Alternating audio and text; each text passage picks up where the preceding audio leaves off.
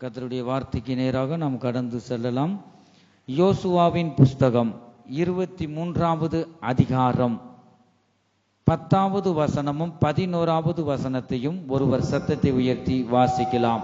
யோசுவாவின் புஸ்தகம் 23வது அதிகாரம் 10வது வசனமும் 11வது வசனத்தையும் நாம் வாசிப்போம். One man of you shall chase 1,000 for the Lord your God. He it is that fight for you, as he hath promised you. Take good heed therefore unto yourselves, that ye love the Lord your God. உங்களில் ஒருவன் 1000 பேரை துரத்துவான். உங்கள் தேவனாகிய கர்த்தர் உங்களுக்கு சொன்னபடி அவர் தாமே உங்களுக்காக யுத்தம் பண்ணுகிறார். ஆகையால் உங்கள் தேவனாகிய கர்த்தரில் அன்பு கூறும்படி உங்கள் ஆத்துமாக்களை குறித்து மிகவும் எச்சரிக்கையாயிருங்கள். நாம் ஜெபிப்போம். எங்கள் அன்பின் இயேசுவே, நாங்கள் உம்மை துதிக்கிறோம், ஸ்தோத்திரிக்கிறோம். அப்பா, இப்பொழுது நாங்கள் வாசிக்க கேட்ட உம்முடைய திருவசனத்தின் மூலமாக, உம்முடைய ஜீவனுள்ள வார்த்தையின் மூலமாய் கர்த்தாவே, நீர் எங்களோடு பேசுங்க. உம்முடைய வார்த்தைகள் எங்களோடு பேசட்டும். கர்த்தாவே ஸ்தோத்திரம். உம்முடைய வார்த்தைகள் ஒவ்வொரு இருதயங்களிலும் உள் பிரவேசிக்கட்டும். உம்முடைய வார்த்தைகள் ஒவ்வொருவருக்கு நன்மையை கொண்டு வரட்டும். உம்முடைய வார்த்தைகள் ஒவ்வொருவரும் உயிர்ப்பிக்கட்டும். ஒவ்வொருவரையும் கர்த்தாவுடைய வார்த்தைகள் ஆசீர்வதிக்கட்டும். நீங்க பேசுங்க, நாங்கள் கேட்கிறோம். ஒரு மனதோடு உடைய வார்த்தைகளை கவனிக்க ஒரு மனதின் ஆவியை நீங்க தாங்க. நீங்க பேசுங்க, நாங்கள் கேட்கிறோம். இயேசு கிறிஸ்துவின் மூலமாய் வேண்டிக் கொள்கிறோம் எங்க நல்ல பிதாவே, ஆமீன். கர்த்தருடைய பரிசுத்த நாமத்திற்கு மகிமை உண்டாகட்டும். நாம் இந்த கால வேளை கர்த்தருடைய வார்த்தைகள் என்ன? எச்சரிக்கையாய் இருங்கள். தலைப்பு என்ன? எச்சரிக்கையாய் இருக்க வேண்டும். இந்த கடைசி நாட்கள்ல வந்திருக்கிறோம். ஆகவே நாம் எச்சரிக்கையாக ஒவ்வொரு காரியத்திலும் எச்சரிக்கையாக பேச வேண்டும், எச்சரிக்கையாக இருக்க வேண்டும். இப்ப வாசிக்க கேட்ட அந்த வசனத்துல, உங்களில் ஒருவன் 1000 பேரை துரத்துவான். உங்கள் தேவனாகிய கர்த்தர் உங்களுக்கு சொன்னபடி அவர்தாமே உங்களுக்காக யுத்தம் பண்ணுவார். ஆகையால் உங்கள் தேவனாகிய கர்த்தரில் அன்பு கூறும்படி உங்கள் ஆத்துமாக்களை குறித்து மிகவும் எச்சரிக்கையாய் இருங்கள் என்று நாம் வாசிக்க கேட்டோம். கர்த்தருடைய பரிசுத்த நாமத்திற்கு மகிமை உண்டாவதாக. கர்த்தருக்கு ஸ்தோத்திரம். தலைப்பு என்னது? எச்சரிக்கையாயிருங்கள். கர்த்தருடைய நாமத்திற்கு மகிமை உண்டாகட்டும். நாம் இப்பொழுது வாசிக்க கேட்ட இந்த வசனத்தில், அவர்தாமே உங்களுக்காக யுத்தம் பண்ணுவார் என்றும், நம் தேவனாகிய கர்த்தரில் அன்பு கூறும்படி நம் ஆத்துமாக்களை குறித்து மிகவும் எச்சரிக்கையாய் இருக்க வேண்டும் என்று ஆவியானவர் நம்மோடு பேசுகிறார். நம் ஆத்துமா விலையேற பெற்றதாய் இருக்கிறது. நம் தேவனாகிய கர்த்தரில் அன்பு கூற வேண்டும் என்று இந்த கால வேளையில கர்த்தருடைய வார்த்தை நம்மளை எச்சரிக்கிறது. கர்த்தருக்கு ஸ்தோத்திரம். சங்கீத புஸ்தகம் 2வது அதிகாரம், சங்கீத புஸ்தகம் 2வது அதிகாரம் 10வது வசனத்தை வாசிக்கலாம். சங்கீத புஸ்தகம் 2வது சங்கீதம் 10வது வசனம். Be wise now therefore, O kings, be instructor of the earth. இப்போதும் ராஜாக்களே உணர்வடையுங்கள். இப்பொழுது ராஜாக்களே உணர்வடையுங்கள். பூமியின் நியாயபதிகளே எச்சரிக்கையாயிருங்கள், எச்சரிக்கையாயிருங்கள் என்று நாம் வாசிக்க கேட்டோம். கர்த்தருக்கு ஸ்தோத்திரம். நியாயபதியா கூட ஒரு நீதிபதியா இருக்கட்டும், ராஜாக்கள் ஒவ்வொருவரும் இந்த கடைசி காலத்துல வந்திருக்கிறோம். மிகவும் எச்சரிக்கையாகவே நாம் பேச வேண்டும் என்று நாம் பார்க்கிறோம். ரட்சிக்கப்பட்ட தேவனுடைய பிள்ளைகளும் கூட, தேவனில் அன்பு கூறுகிற, தேவனை ஆராதிக்கிற நாம் கூட, நம்முடைய நாவுல வர்ற வார்த்தை மிகவும் ஒரு கிருபையுள்ள வார்த்தைகளா இருக்கணும். மிக மிக நாம் எச்சரிப்பு உள்ளவர்களாய் நாம் பேச வேண்டும். தகாத வார்த்தைகளும் கூட, கெட்ட வார்த்தைகள், தேவனுக்கு பிரியமில்லாத இந்த வார்த்தைகளை பேசக்கூடாது என்று இந்த கால வேளையிலும் கூட கர்த்தர் நம்மளை எச்சரிக்கிறார். நம்மோடு அவர் பேசுகிறார். நம்ம எதற்கு எச்சரிக்கையாய் இருக்க வேண்டும் என்று கூட இந்த கால வேளையில பரிசுத்த வேதாகமத்திலிருந்து நாம் பார்ப்போம். மத்தேயு எழுதின சுவிசேஷம் மத்தேயு எழுதின சுவிசேஷம் 6வது அதிகாரம் 1வது வசனத்துல நாம் பார்க்கும் பொழுது, Take heed that ye do not your alms before men to be seen of them, otherwise ye have no reward of your Father which is in heaven. மனுஷர் காண வேண்டும் என்று அவர்களுக்கு முன்பாக உங்கள் தர்மத்தை செய்யாதபடிக்கு எச்சரிக்கையாயிருங்கள். செய்தால் பரலோகத்தில் இருக்கிற உங்கள் பிதாவினிடத்தில் உங்களுக்கு பலன் இல்லை. பாத்தீங்களா? இப்ப மனுஷர் காண வேண்டும் என்று அவர்களுக்கு முன்பாக உங்கள் தர்மத்தை செய்யாதபடிக்கு அந்த விஷயத்தில் நம்ம என்னதான் செய்யணுமா? எச்சரிக்கையா இருக்க வேண்டும். வலது கை கொடுக்குற இடது கை என்ன செய்யக்கூடாது? தெரியக்கூடாது. அதே மாதிரி தசம் பாகமோ காணிக்கையோ யாராகலாம் ஜெபம் பண்ணும் போது கொடுக்கும்போது பக்கத்தை உத்து பார்க்கறது எவ்வளவு கொடுக்குறாங்க என்ன, அதெல்லாம் கெட்ட பழக்கம். ஆகவே இதெல்லாம் அவங்க தெரியக்கூடாது, மடிச்சு சுருட்டி இந்த பணம் வாய் இருந்தாலும் பேசிடும். அந்த அளவுக்கு தெரியக்கூடாது. வலது கை கொடுக்கறது இடது கை தெரியக்கூடாது, அறியக்கூடாது. அப்ப நம்ம சிந்தையில இருந்து மறந்துடணும், கொடுத்ததை அழிச்சிருந்தா அதுக்கு பேர். நம்ம வலது கை கொடுக்கறது இடது கை அறியக்கூடாதுன்னா அதுதான் அர்த்தம். ஆகவே பக்கத்துல யாரு கொடுக்குற என்ன, அது உன்னுடைய வேலை கிடையாது. ஆகவே இந்த இடத்துல நம்ம பார்க்கிறோம், எல்லா மனுஷர் காணும்படியாக ஒரு சிலர் கொடுப்பாங்களாம். அப்படி செய்யாதபடிக்கு எச்சரிக்கையா இருக்க வேண்டும் என்று அவர் சொல்லுகிறார். அப்படி செய்தால் பரலோகத்தில் இருக்கிற உங்கள் பிதாவிடத்தில் என்ன இல்லை?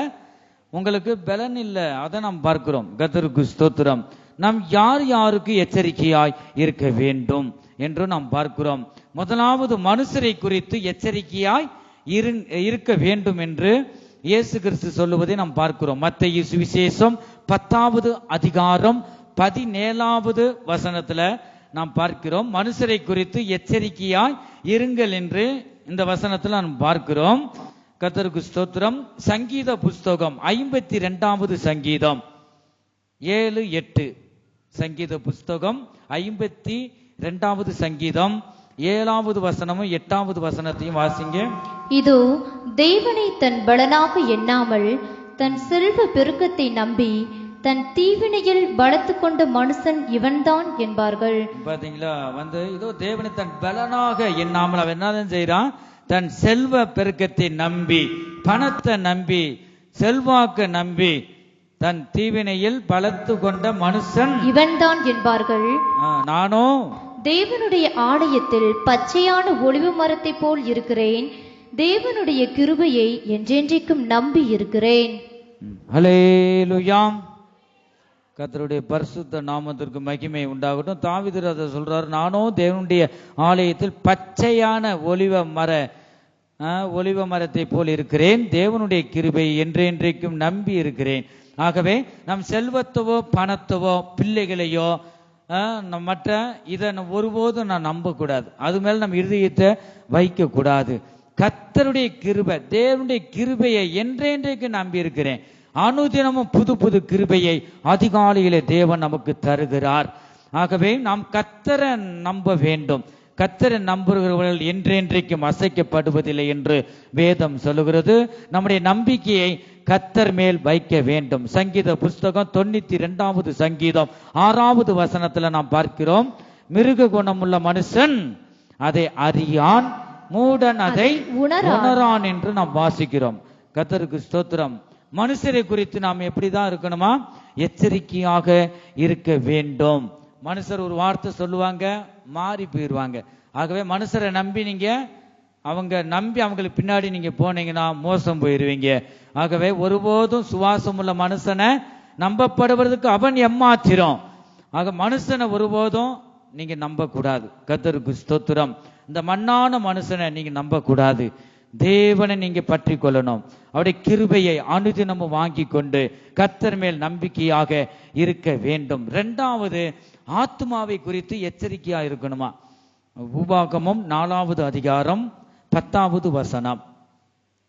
2வது ஆத்மாவை குறித்து எச்சரிக்கையா இருக்கணும். உபாகமம் 4வது அதிகாரம் 10வது வசனம்.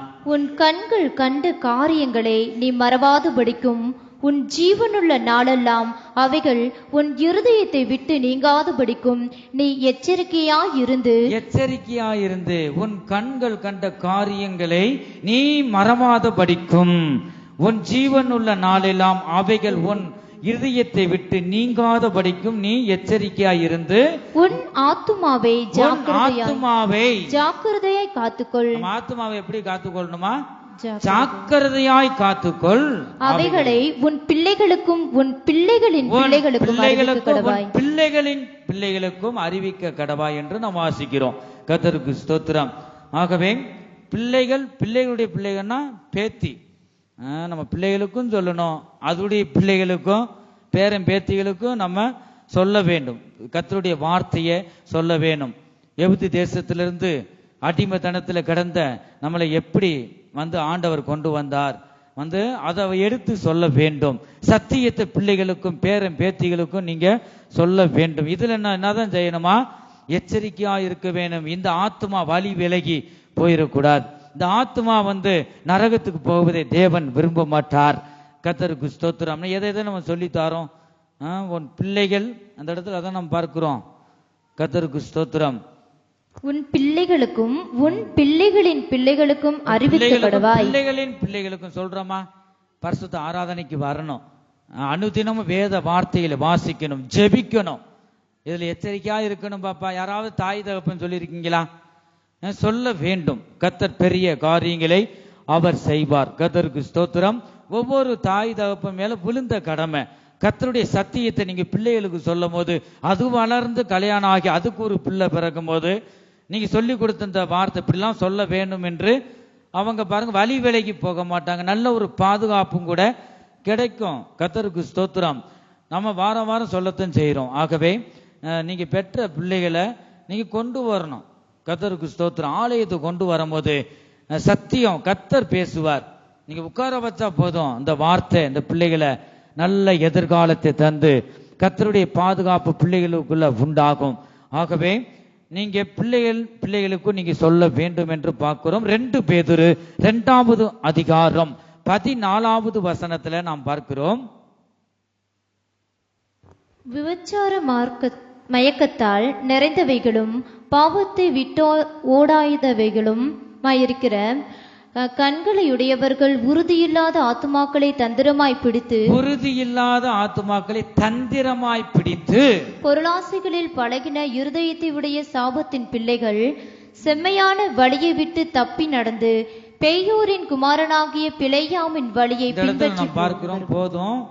அதுல விபச்சார மயக்கத்தால் நிறைந்தவர்களும் பாவத்தை விட்டோயாதவைகளும் இருக்கிற கண்கள் உறுதியில்லாத ஆத்துமாக்களை தந்திரமாய் பிடித்து பொருளாசைகளில் பழகின இருதயத்தை உடைய சாபத்தின் பிள்ளைகள். இந்த இடத்துல என்ன? சாபத்தின் பிள்ளைகள் என்று வேதம் சொல்லுகிறது. என் ஜனமே, நாம் எச்சரிக்கையாக இருக்க வேண்டும். 1 பேதுரு 2வது அதிகாரம் 11வது வசனத்துல நாம் பார்க்கிறோம். பிரியமானவர்களே, அந்நியர்களும் பரதேசிகளுமாய் இருக்கிற நீங்கள் ஆத்மாவுக்கு விரோதமாய் போர் செய்கிற மாமிச இச்சைகளை விட்டு விலகி என்று இந்த இடத்துல நாம் பார்க்கிறோம். கர்த்தருக்கு ஸ்தோத்திரம். போராடுகிற இந்த கடைசி நாட்கள்ல அதை நாம் பார்க்கிறோம். போராடும் அந்த கிரியைகளை விட்டு நம்மை காத்து கொள்ள வேண்டும் என்றால் நாம் தேவனில் அன்பு கூற வேண்டும். அவர் நமக்காக யுத்தம் பண்ணுவார். அவர் நமக்காக அவர் யுத்தம் செய்து நம்மை அவர் மறப்பதில்லை. நம் நினைவாக அவர் இருக்கிறார். கர்த்தருடைய பரிசுத்த நாமத்திற்கு மகிமை உண்டாகட்டும். தேவனுக்கு இந்த மாமிசத்தில் போர் செய்கிற மாமிச இச்சைகளை விட்டு நாம் விலக வேண்டும் என்று இந்த கால வேளையில் தேவனுடைய வார்த்தை நம்மளை எச்சரிக்கிறது. ரோமருக்கு எழுதின நிருபம் 2வது அதிகாரம் 8-9 இந்த வசனத்தை நாம் வாசிக்கலாம். சண்டைக்காரராயிருந்து ஒரு சில வீடியோ பார்த்து சண்டை ஓயாம சண்டை. கர்த்தருக்கு ஸ்தோத்திரம். யாராகிலும் உங்க வீடுகளில் சண்டை போட்டு எனக்கு ஒரு போன் மட்டும் பண்ணிருங்க, நேரம் பார்த்துக்கிறேன். நம்பவே முடியல பாருங்க. அநேக கெட்ட வார்த்தை பேசுறதாக நான் கேள்விப்பட்டேன். கெட்ட வார்த்தை. கர்த்தருக்கு ஸ்தோத்திரம். ரட்சிக்கப்படாத ஒரு நாவல கூட கொஞ்சம் பயம் இருக்கும். ஐயோ, அதிகாரி நிக்கிறாங்க, சர்ச்சு பாஸ்டர் நிக்கிறாரு, சரி பேசக்கூடாது, இந்த அறிவு கூட இல்லை. கர்த்தருக்கு ஸ்தோத்திரம். சண்டைக்காரராயிருந்து அப்படி சண்டை போடுறவங்களும் ஒருபோதும் ஆண்டோடைய வரிக்கு போக முடியாது. ஆலயத்துக்கு வரலாம், தேவனை ஆராதிக்கலாம், சண்டைக்காரரா இருக்கக்கூடாது. தேவனில் அன்பு கூறணும். இதுல நீ எச்சரிக்கையா இருக்க வேணும். பிசாசு வந்து சண்டை போட தான் வைப்பான். அவனுக்கு இடம் கொடுத்தா நம்ம மேன்மையே வந்து நம்ம இழந்து விடுவோம். பிசாசுக்கு எதிர்த்து நில்லுங்கள், அப்பொழுது அவன் உங்களை விட்டு ஓடி போவான். அப்ப குடும்பத்தில் ஒரு சமாதானம் இருக்கணும். நல்ல வேலை பார்த்து வீட்டுக்கு வந்தவனும் ஒரு சமாதானம், நல்ல ஒரு தூக்கம் கூட சமாதானமா நல்லா தூங்குனா இடையில ஒரு தரம் தான் அந்த விழிப்பு தட்டும் போது காலையில எந்திரிக்கணும். அதுதான் ஒரு நல்ல ஒரு சமாதானத்தின் தூக்கம். நைட்லாம் தேவனுடைய சொப்பனத்தின் மூலமா பேசுவார். நல்ல ஒரு தூக்கம் கூட ஒரு சமாதானம். அப்ப வீடுகளை சண்டை, எந்நேரம் சண்டைக்காரரா இருந்து சத்தியத்திற்கு கீழ்ப்படியாமல், சண்டை போடுற வீட்டுல யாரும் சொல்றதும் கேட்க மாட்டாங்க. ஊழியக்காரர் சொன்னாலும் எதிர்த்து பேசணும், நமக்கே பிரசங்கம் பண்ணுங்க, அப்படிப்பட்ட ஆட்கள்லாம் இருக்கிறாங்க. கர்த்தருக்கு ஸ்தோத்திரம். சண்டைக்காரரா இருந்து சத்தியத்துக்கு, ஊழியக்காரர் சொல்றது சத்தியத்தை தான் சொல்றோம், கீழ்ப்படியதே கிடையாது. ஆகவே அப்படி இருக்கக்கூடாது. இந்த இடத்துல அதான் கீழ்ப்படியாமல், அநியாயத்திற்கு கீழ்ப்படிந்திருக்கிறவர்களுக்கோ, ஆனா அநியாயத்துக்கு கீழ்ப்படிவாங்க. கீழ்ப்படிந்திருக்கிறவர்களுக்கோ உக்கிர கோபாக்கினை வரும். இந்த இடத்துல முன்பு யூதரிலும் பின்பு கிரேக்கரிலும் பொல்லாங்கு செய்கிற எந்த மனுஷ ஆத்மாவுக்கும் உபத்திரவமும் வியாகுலமும் உண்டாகும். பாத்தீங்களா, அந்த ஆத்மாவை குறித்து எச்சரிக்கையாக இருக்க வேண்டும். சண்டைக்காரரா இருக்கக்கூடாது. ஆகவே ஒரு சில வீடுகள்ல பரிசுத்த உபவாச கூட்டம் நியமிச்சிருக்கோம். கர்த்தருக்கு ஸ்தோத்திரம். இந்த பரிசுத்த உபவாச கூட்டத்தை தடுக்கிறதுக்கு பாருங்க, பிசாசு யார் மூலமா கிரியை செய்யறான். ஆக ஒண்ணு நாம் நினைச்சுக்கிறோம், இந்த பரிசுத்த உபவாச கூட்டம் நானும் குடும்பத்தில் இருக்கிற அவங்களும் வைக்கல. நம்ம நினைச்சுக்கிறோம் நான் தான் உபவாச கூட்டத்தை வச்சிருக்க பெருமையா. அது அல்ல, அவங்களும் நானும் நியமிக்கல. யார் தான் நியமிச்சிருக்காங்க? தேவன் நியமிச்சிருக்கார். அப்ப வந்து அதை வந்து தடுத்தா நம்ம சிதைஞ்சு போயிடுவோம். ஆகவே எச்சரிக்கையா இருக்கணும். சத்தியம் உங்களுக்கு தெரியலன்னு சொல்லிட்டு தான் சபையில வச்சு சொல்லுவோம் சொல்லிட்டு அங்கங்க பரிசுத்த உபவாச கூட்டம் வந்து அதுக்கு தடையாக இருக்கக்கூடாது. கர்த்தருக்கு ஸ்தோத்திரம். அதுல ஒரு ஆளு நிப்பாட்டு வேண்டாம், ஜெப கூட்டம் வைக்கிறது என்பது சமாதானம் இல்லை. சமாதானம் உன் கையில இருக்கு, உன் வாழ்க்கை உன் கையில். அப்ப சமாதானமா இருக்கிறதும் இல்லாததும் உங்க கையில இருக்கு. ஆண்டவர் பேசத்தான் செய்வார். சுயத்துல தேவனே தலையிட மாட்டார். இந்த வானத்தையும் பூமியும் நம்மள சிருஷ்டித்த தேவன் சுயத்துல அவர் தலையிட மாட்டார். அப்படி விட்டுருவார், கை கழுவி விட்டுருவார். ஒண்ணு நீ மனம் திரும்பணும். ஆகவே இந்த ஒரு பரிசுத்த உபவாச கூட்டம் நடக்குதுன்னா வீட்டுல சமாதானம் உண்டாகணும். அது யார் கையில் இருக்கு?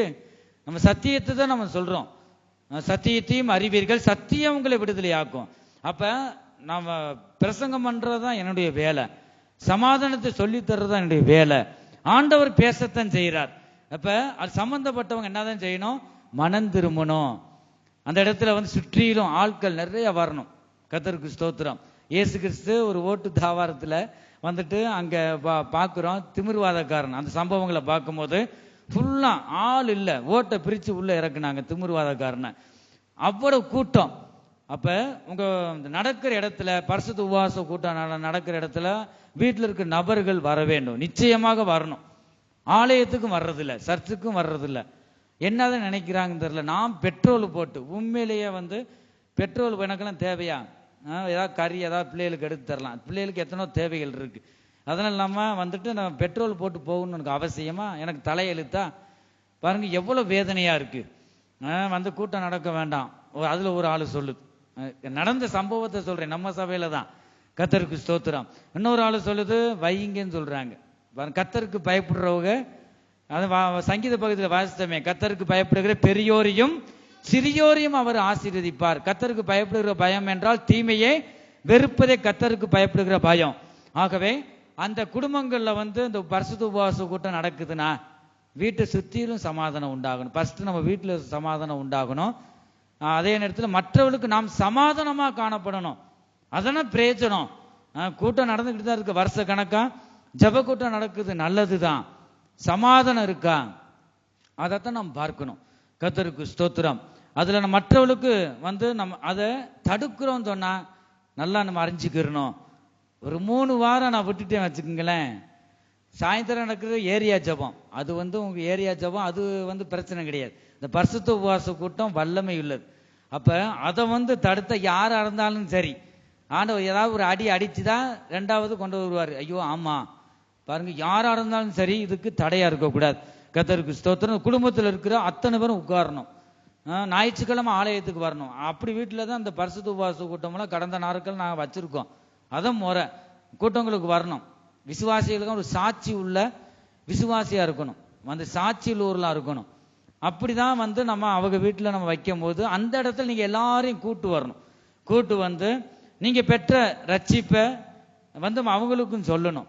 ஆகவே கூடி வர்றவங்களுக்கு ஒரு சமாதானம் உண்டாகணும், விடுதலை, ஒரு அதிசயம் உண்டாகணும்.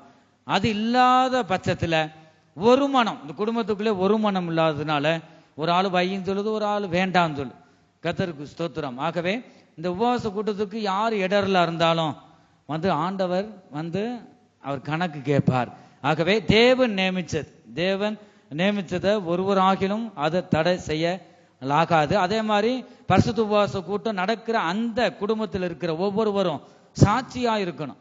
மற்றவங்க ஐயோ அது சண்டைக்காரன், நான் பொதுவா சொல்றேன், அவங்க சண்டை, எந்நேரமும் சண்டை, கெட்ட வார்த்தை பேசுறாங்கப்பா, பக்கத்துல தாங்க முடியல. ஒருபோதும் ஒரு நாவில் என்ன வரக்கூடாது, கெட்ட வார்த்தை பேசலாகாது என்று வேதம் சொல்லுது. ஆகவே நீங்க பேசுற வார்த்தை நான் பார்க்கிறோனோ இல்லையோ, நம்முடைய தேவன் காண்கிற தேவனாயிருக்கிறார். நம்ம பிள்ளை அப்படி பேசுதே, எவ்வளவு துக்கப்படுறார் பாருங்க, எவ்வளவு துக்கப்படுறார், மனஸ்தாபப்படுறார். அந்த மனுஷனை உண்டாக்குறதுக்கு அவர் என்ன செஞ்சாரு, மனஸ்தாபப்பட்டார். இங்க கவனிங்க பிள்ளைய.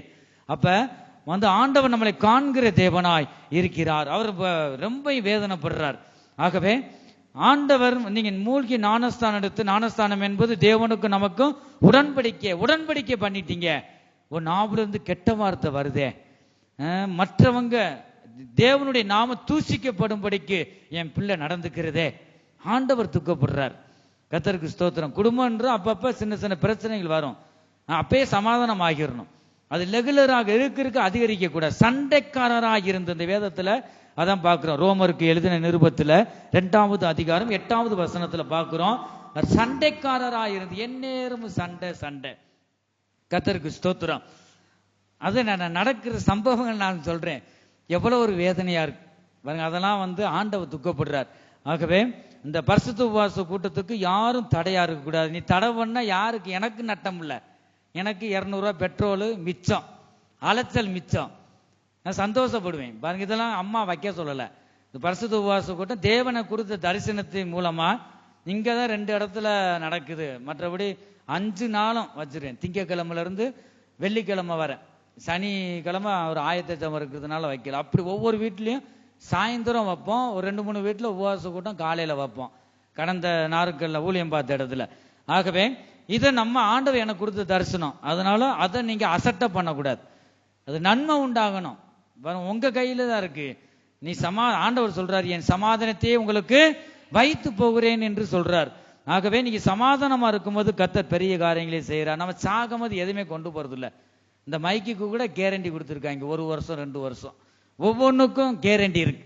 ஆனா நமக்கு கேரண்டியே இல்லை. எந்த நேரம் இந்த ஜீவன் போகும் தெரியாது.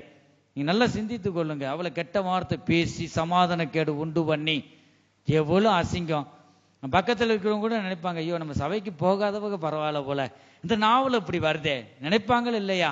இப்படி சம்பந்தப்பட்டவங்க ஏதாவது இந்த கிரியை இருந்தா நீங்க இந்த தேவ சமூகத்துல அறிக்கை செய்யுங்க. அது வேண்டாம். கர்த்தருக்கு ஸ்தோத்திரம். கெட்ட வார்த்தை நம் நாவில் வரலாகாது. அவர் துக்கப்படுகிறார். மற்றவர்களுக்கு நாம் சாட்சி உள்ளவர்களா இருக்கணும். கர்த்தருக்கு ஸ்தோத்திரம். இந்த உபவாச கூட்டத்துக்கு கலந்து கொண்டா மற்றவர்களுக்கெல்லாம் அதிசயம் நடக்குது. ஐயோ மற்றவங்களும் நடந்தா போதும், அது பெரிய என்னது ஏதோ சொல்லுவாங்களே, பெரிய பெருந்தன்மை. ஒருவருக்கு நீ விட்டு கொடுத்து போகணும். மற்றவங்களுக்கு ஆண்டவர் அதிசயம் செய்யறது அவர், நம்ம கையில ஒண்ணும் இல்லை. ஆகவே நாம் ஒருவருக்கு விட்டு கொடுத்து சகிப்பு தன்மை இருக்கா? இன்னைக்கு கர்த்தருடைய வார்த்தை வரும், அந்த வசனத்துக்கு நீங்க ஒப்பு கொடுக்க வேண்டும்.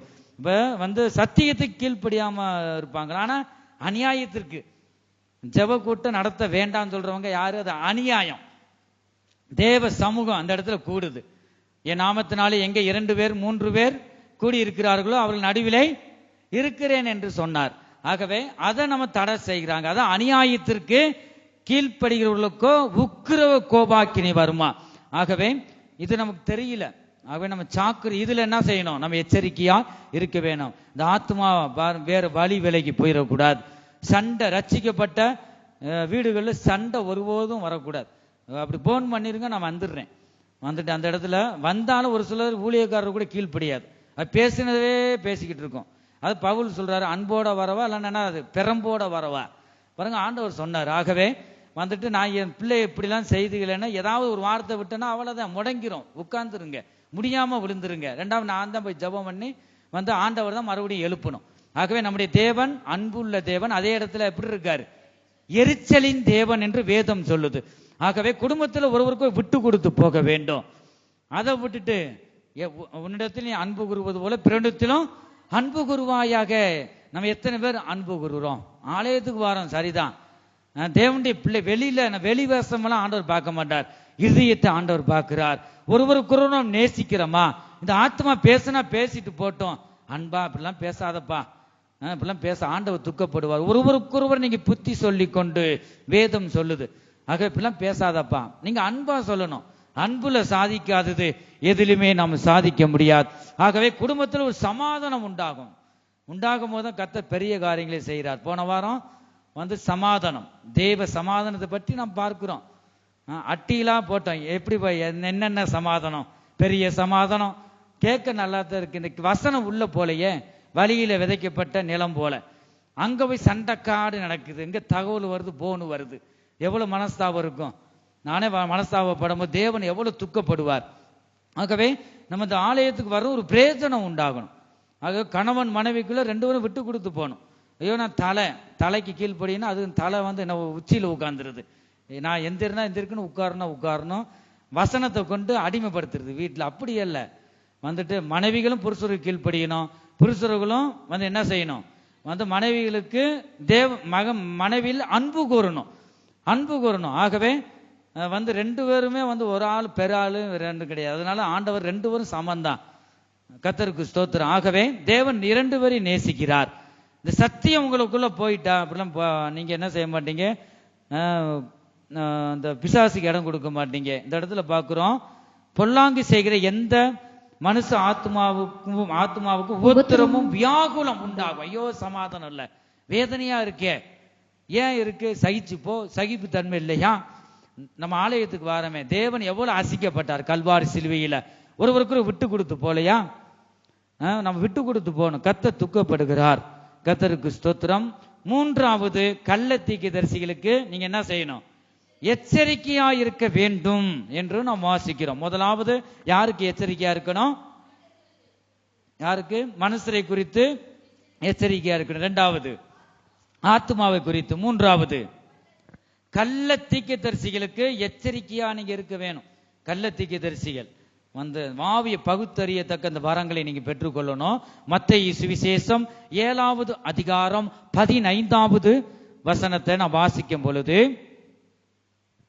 கள்ள தீர்க்கதரிசிகளுக்கு எச்சரிக்கையாயிருங்கள். கள்ள தீர்க்கதரிசிகளுக்கு எச்சரிக்கையாயிருங்கள்.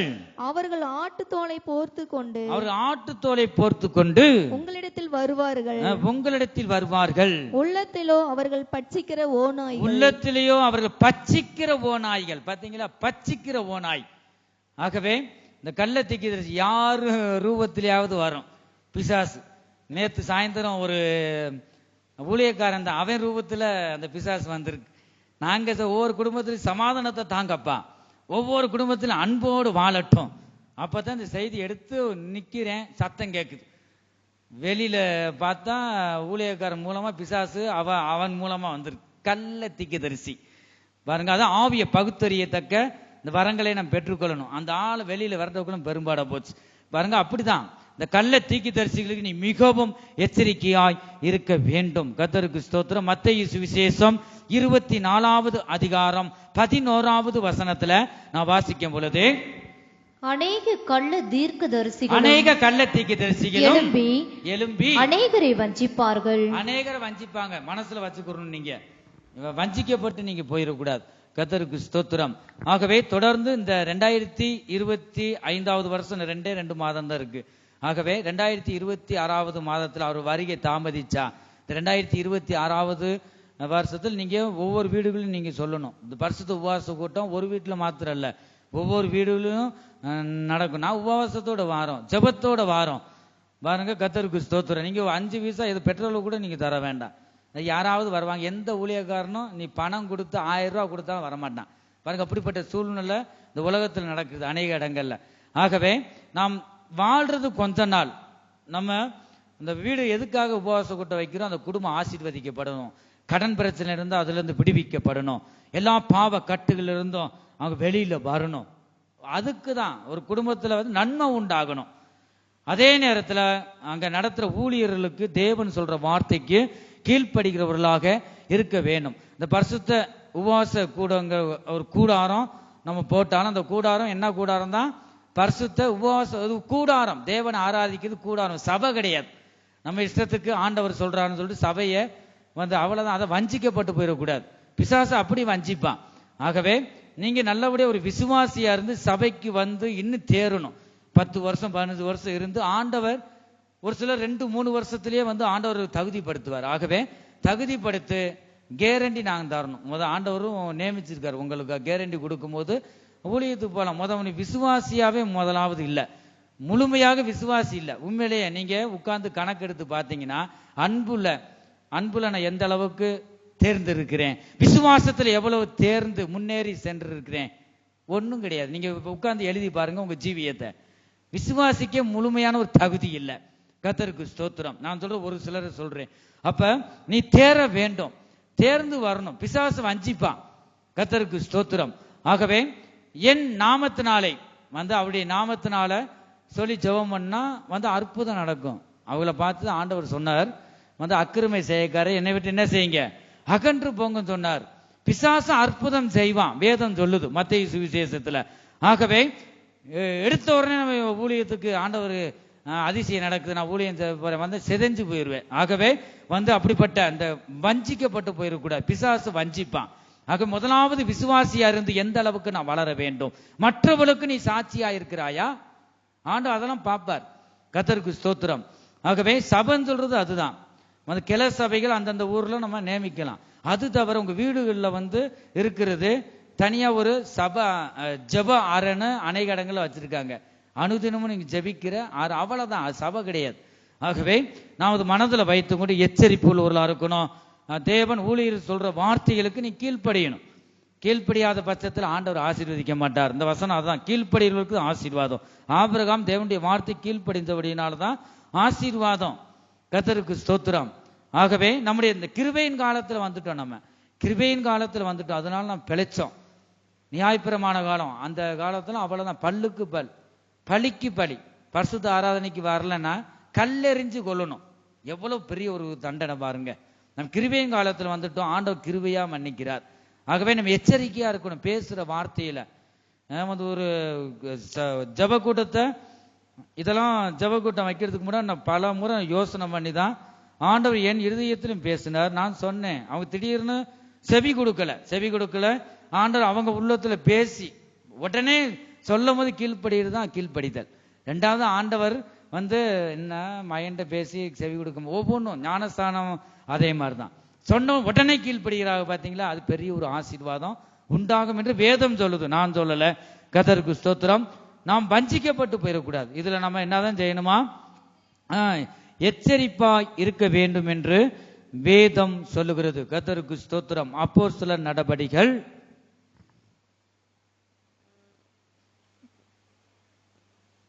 13வது அதிகாரம் 8வது வசனமும் 10வது வசனமும். மாயவித்தைக்காரன் என்று 8வது வசனம் வாசிங்க. 13வது அதிகாரம் 8வது வசனம். மாயவித்தைக்காரன் என்று அர்த்தம் கொள்ளும் பேருடைய அந்த எலிமா என்பவன். இதுல ஜனங்கள் சத்தியத்தினின்று திசை திரும்புவார்கள் என்று அந்த இடத்துல பார்க்கிறோம். கர்த்தருக்கு ஸ்தோத்திரம். கள்ள தீக்கு தரிசிகளுக்கு நாம் என்னதான் செய்யணுமா, எச்சரிக்கையா இருக்கணும். அதுல நம்ம கவனமா இருக்கணும். 4வது வஞ்சிக்கப்படாதபடிக்கு எச்சரிக்கையா இருக்க வேண்டும் என்று வேதம் சொல்லுகிறது. லூக்கா எழுதின சுவிசேஷம் 21வது அதிகாரம் 8வது வசனம். லூக்கா எழுதின அதற்கு அவர், நீங்கள் வஞ்சிக்கப்படாதபடிக்கு எச்சரிக்கையாயிருங்கள். எச்சரிக்கையாயிருங்கள். ஏனெனில் அநேகர் வந்து என் நாமத்தை அநேகர் வந்து என் நாமத்தினாலே தரித்துக் கொண்டு நான் தான் கிறிஸ்து என்றும் காலம் சமீபித்தது அவர் நாமத்தை தரித்துக் கொண்டு அது என்னதான் செய்யறாங்க, நான் தான் கிறிஸ்து என்றும் காலம் சமீபித்தது என்றும் சொல்லுவார்கள். அவர்களை பின்பற்றாதிருங்கள். பாத்தீங்களா வசனம், அவங்களை பின்பற்றி மோசம் போயிடக்கூடாது, வஞ்சிக்கப்பட்டுறக்கூடாது. கடைசி காலம், நாம் வந்திருக்கிற காலம் கடைசி காலமா இருக்கு. ஆகவே ஜாம் ஜபத்துரை நினைக்கிறேன், இந்த சாட்சியை நான் கேட்டேன். கர்த்தருக்கு ஸ்தோத்திரம். அவங்க சபையில 90 பேருக்கு மேல ஒரு ஆளு கூட கூடாதான். என்ன ஆண்டவரே இப்படியே இருக்கேன்னு சொல்லும் போது, அது பக்கத்துல ஒரு சபை, ஒரு சகோதரி ஆரம்பிச்சிருந்துதான். ஆரம்பிக்கும், அங்க பேய் பிசாசெல்லாம் ஓடுதான், ஆடுதான். பாருங்க, ஓடல, ஆடுது, எல்லாம் ஆடுது, அலக்கழிக்குது. ஆளை வந்து புதுசாதான், அவருக்கு பின்னாடி தான் புதுசா ஆரம்பிச்சது. ஆட்கள் நிறைய வருது, ஆடுது. வந்து என்னடா ஜனம் ஆயிரக்கணக்கா, இவர் சபையில 90 பேர் தான், ஆயிரக்கணக்கு, 1000க்கு மேல தாண்டிருச்சு. என்ன ஆண்டவரே, நான் வருஷம் முழுதும் அவருடைய சாட்சியை நான் சொல்றேன். கர்த்தருக்கு ஸ்தோத்திரம். வந்துட்டு அவர் வேதனைப்பட்டார். ஆண்டவர் சொன்னாரா, நீ போ, அந்த சபைக்கு போ. நீ, ஐயோ நான் போய் அங்க போய் போறதா, எப்படி ஆண்டவரே? இல்லை, நீ போய் ஒரு மூலையில நில்லு போ சொல்லிட்டு அவர் இந்த சபைக்குள்ள உள்ள போன உடனே அந்த சகோதரி நடத்துது பாத்தீங்களா, அது நடத்தும் போது அந்த இடத்துல இயேசுவின் நாமத்தையே சொல்லி எதோ சொல்லுது. இந்த பேயெல்லாம் அலக்கழிக்குது. இது பிசாசு, அதை வஞ்சிக்கிற ஆவி. அந்த உள்ள போனவொடனே என்ன செஞ்சாராம், வந்துட்டு இயேசு கிறிஸ்துவின் நாமத்தை சொல்லி ஒரு மூலையில நின்றுதான், ஆண்டவரே நீங்க சொன்னீங்க, வந்துட்டேன், நீங்க கிரியை செய்யுங்க இந்த இடத்துல சொல்லிட்டு இந்த கர்த்தருடைய ஆவியில நிரப்பப்படும் போது இந்த ஆவியானவர் இறங்கி தப்புன்னு இந்த பொல்லாத ஆவியெல்லாம் போயிருச்சு, தப்புன்னு பூரா விழுந்துருச்சுங்க. வந்துட்டு அதுவுமே என்ன செஞ்சிருச்சு, அந்த சகோதரியும் விழுந்துருச்சு கீழே. அது அலக்கழிக்குது, எல்லாம் விழுந்துட்டாங்க. அந்த நடத்துற அந்த பாஸ்டர் அம்மா வந்துட்டு அப்படியே, ஏன்னா புதுசா ஒரு 2 வருஷமோ 2.5 வருஷமோ வந்து நினைக்கிறேன், புதுசா வரும்போது அந்த பிசாசு வஞ்சிக்கப்பட்டு அந்த சகோதரி நடத்துது. அது ஆட கிளம்பிருச்சான், அலக்கழிக்குது. எல்லாரும் பார்த்தாங்க, ஐயோ இதை நம்பில நம்ம வந்தோம், இதுன்னு அப்படி அலக்கழிக்குதே, வந்த இடம் சரியில்லைப்பான்னு சொல்லிட்டு ஒரு ஆளு கூட இல்லையா அந்த சபையில. 1000 பேருக்கு மேல இருந்த சபை. இப்ப அது வஞ்சிக்கிற ஆவி, எத்தனை நாள் நம்பி நம்ம வஞ்சிக்கப்பட்டுட்டோம் சொல்லிட்டு ஒரு ஆளு கூட அந்த சபையை மூடிருச்சான் சகோதரி. ஏன் சொல்ல வரேன்னா, அந்த வசனம் என்ன சொல்லுது, வஞ்சிக்கப்படாதபடிக்கு எச்சரிக்கையாயிருங்கள். நம்ம ஒரு சிறு கூட்டமா இருக்கலாம், ஆயிரக்கணக்கா இருந்தாலும் சத்தியத்தை உண்மையாய் சொல்லுகிற அந்த சபை எது என்று வந்து அந்த ஜனங்கள் போகணும். அநேக இடங்கள்ல வஞ்சிக்கப்பட்டு ஏமாந்து போகிறதை நாம் பார்க்கிறோம். ஆண்டவர் முன்னதாக சொல்றார், நான் தான் கிறிஸ்து சொல்லிட்டு அவங்க சொல்லுவாங்க, அவர்களை நீ பின்பற்றாதீங்க. கர்த்தருக்கு ஸ்தோத்திரம். உபாகமம் 11வது அதிகாரம் 16வது வசனத்துல பார்க்கிறோம், உங்கள் இருதயம் வஞ்சிக்கப்படாமலும் நீங்கள் பலி விலகி அந்நிய தேவர்களை சேவித்து அவர்களை நமஸ்கரிக்காமலும் இருக்கும்படி எச்சரிக்கையாயிருங்கள். இதுலயும் நாம் என்னதான் செய்யணுமா, எச்சரிக்கையாக இருக்க வேண்டும். கர்த்தருக்கு ஸ்தோத்திரம். ஏசாயா தீர்க்கதரிசியின் புஸ்தகம் 44வது அதிகாரம் 20வது வசனத்துல பார்க்கிறோம், மனம் வஞ்சிக்கப்படாதபடிக்கு என்று நாம் பார்க்கிறோம். 1 தீமோத்தேயு 2வது அதிகாரம் 14வது வசனத்துல நாம் பார்க்கிறோம், மேலும் ஆதாம் வஞ்சிக்கப்படவில்லை, ஸ்திரியானவளை வஞ்சிக்கப்பட்டு மீறுதலுக்கு உட்பட்டாள் என்று நாம் பார்க்கிறோம். கர்த்தருக்கு ஸ்தோத்திரம். பிசாசு யாரையும் வஞ்சிக்கும். ஆகவே நீங்க ஜாக்கிரதையில் உள்ளாய் இருக்க வேணும். பிசாசினால் நாம் வஞ்சிக்கப்பட்டு போகக்கூடாது. கர்த்தருக்கு ஸ்தோத்திரம். 4வது வஞ்சிக்கப்படாதபடிக்கு எச்சரிக்கையா இருக்கணும். 5வது பொருளாசையை குறித்து எச்சரிக்கையா இருக்க வேண்டும் என்று லூக்கா எழுதின சுவிசேஷம் 12வது அதிகாரம் 15வது வசனத்தை நான் வாசிப்போம். லூக்கா எழுதின சுவிசேஷம் 12வது அதிகாரம் 15. பின்பு அவர் அவர்களை நோக்கி பொருளாசையை குறித்து எச்சரிக்கையாயிருங்கள்.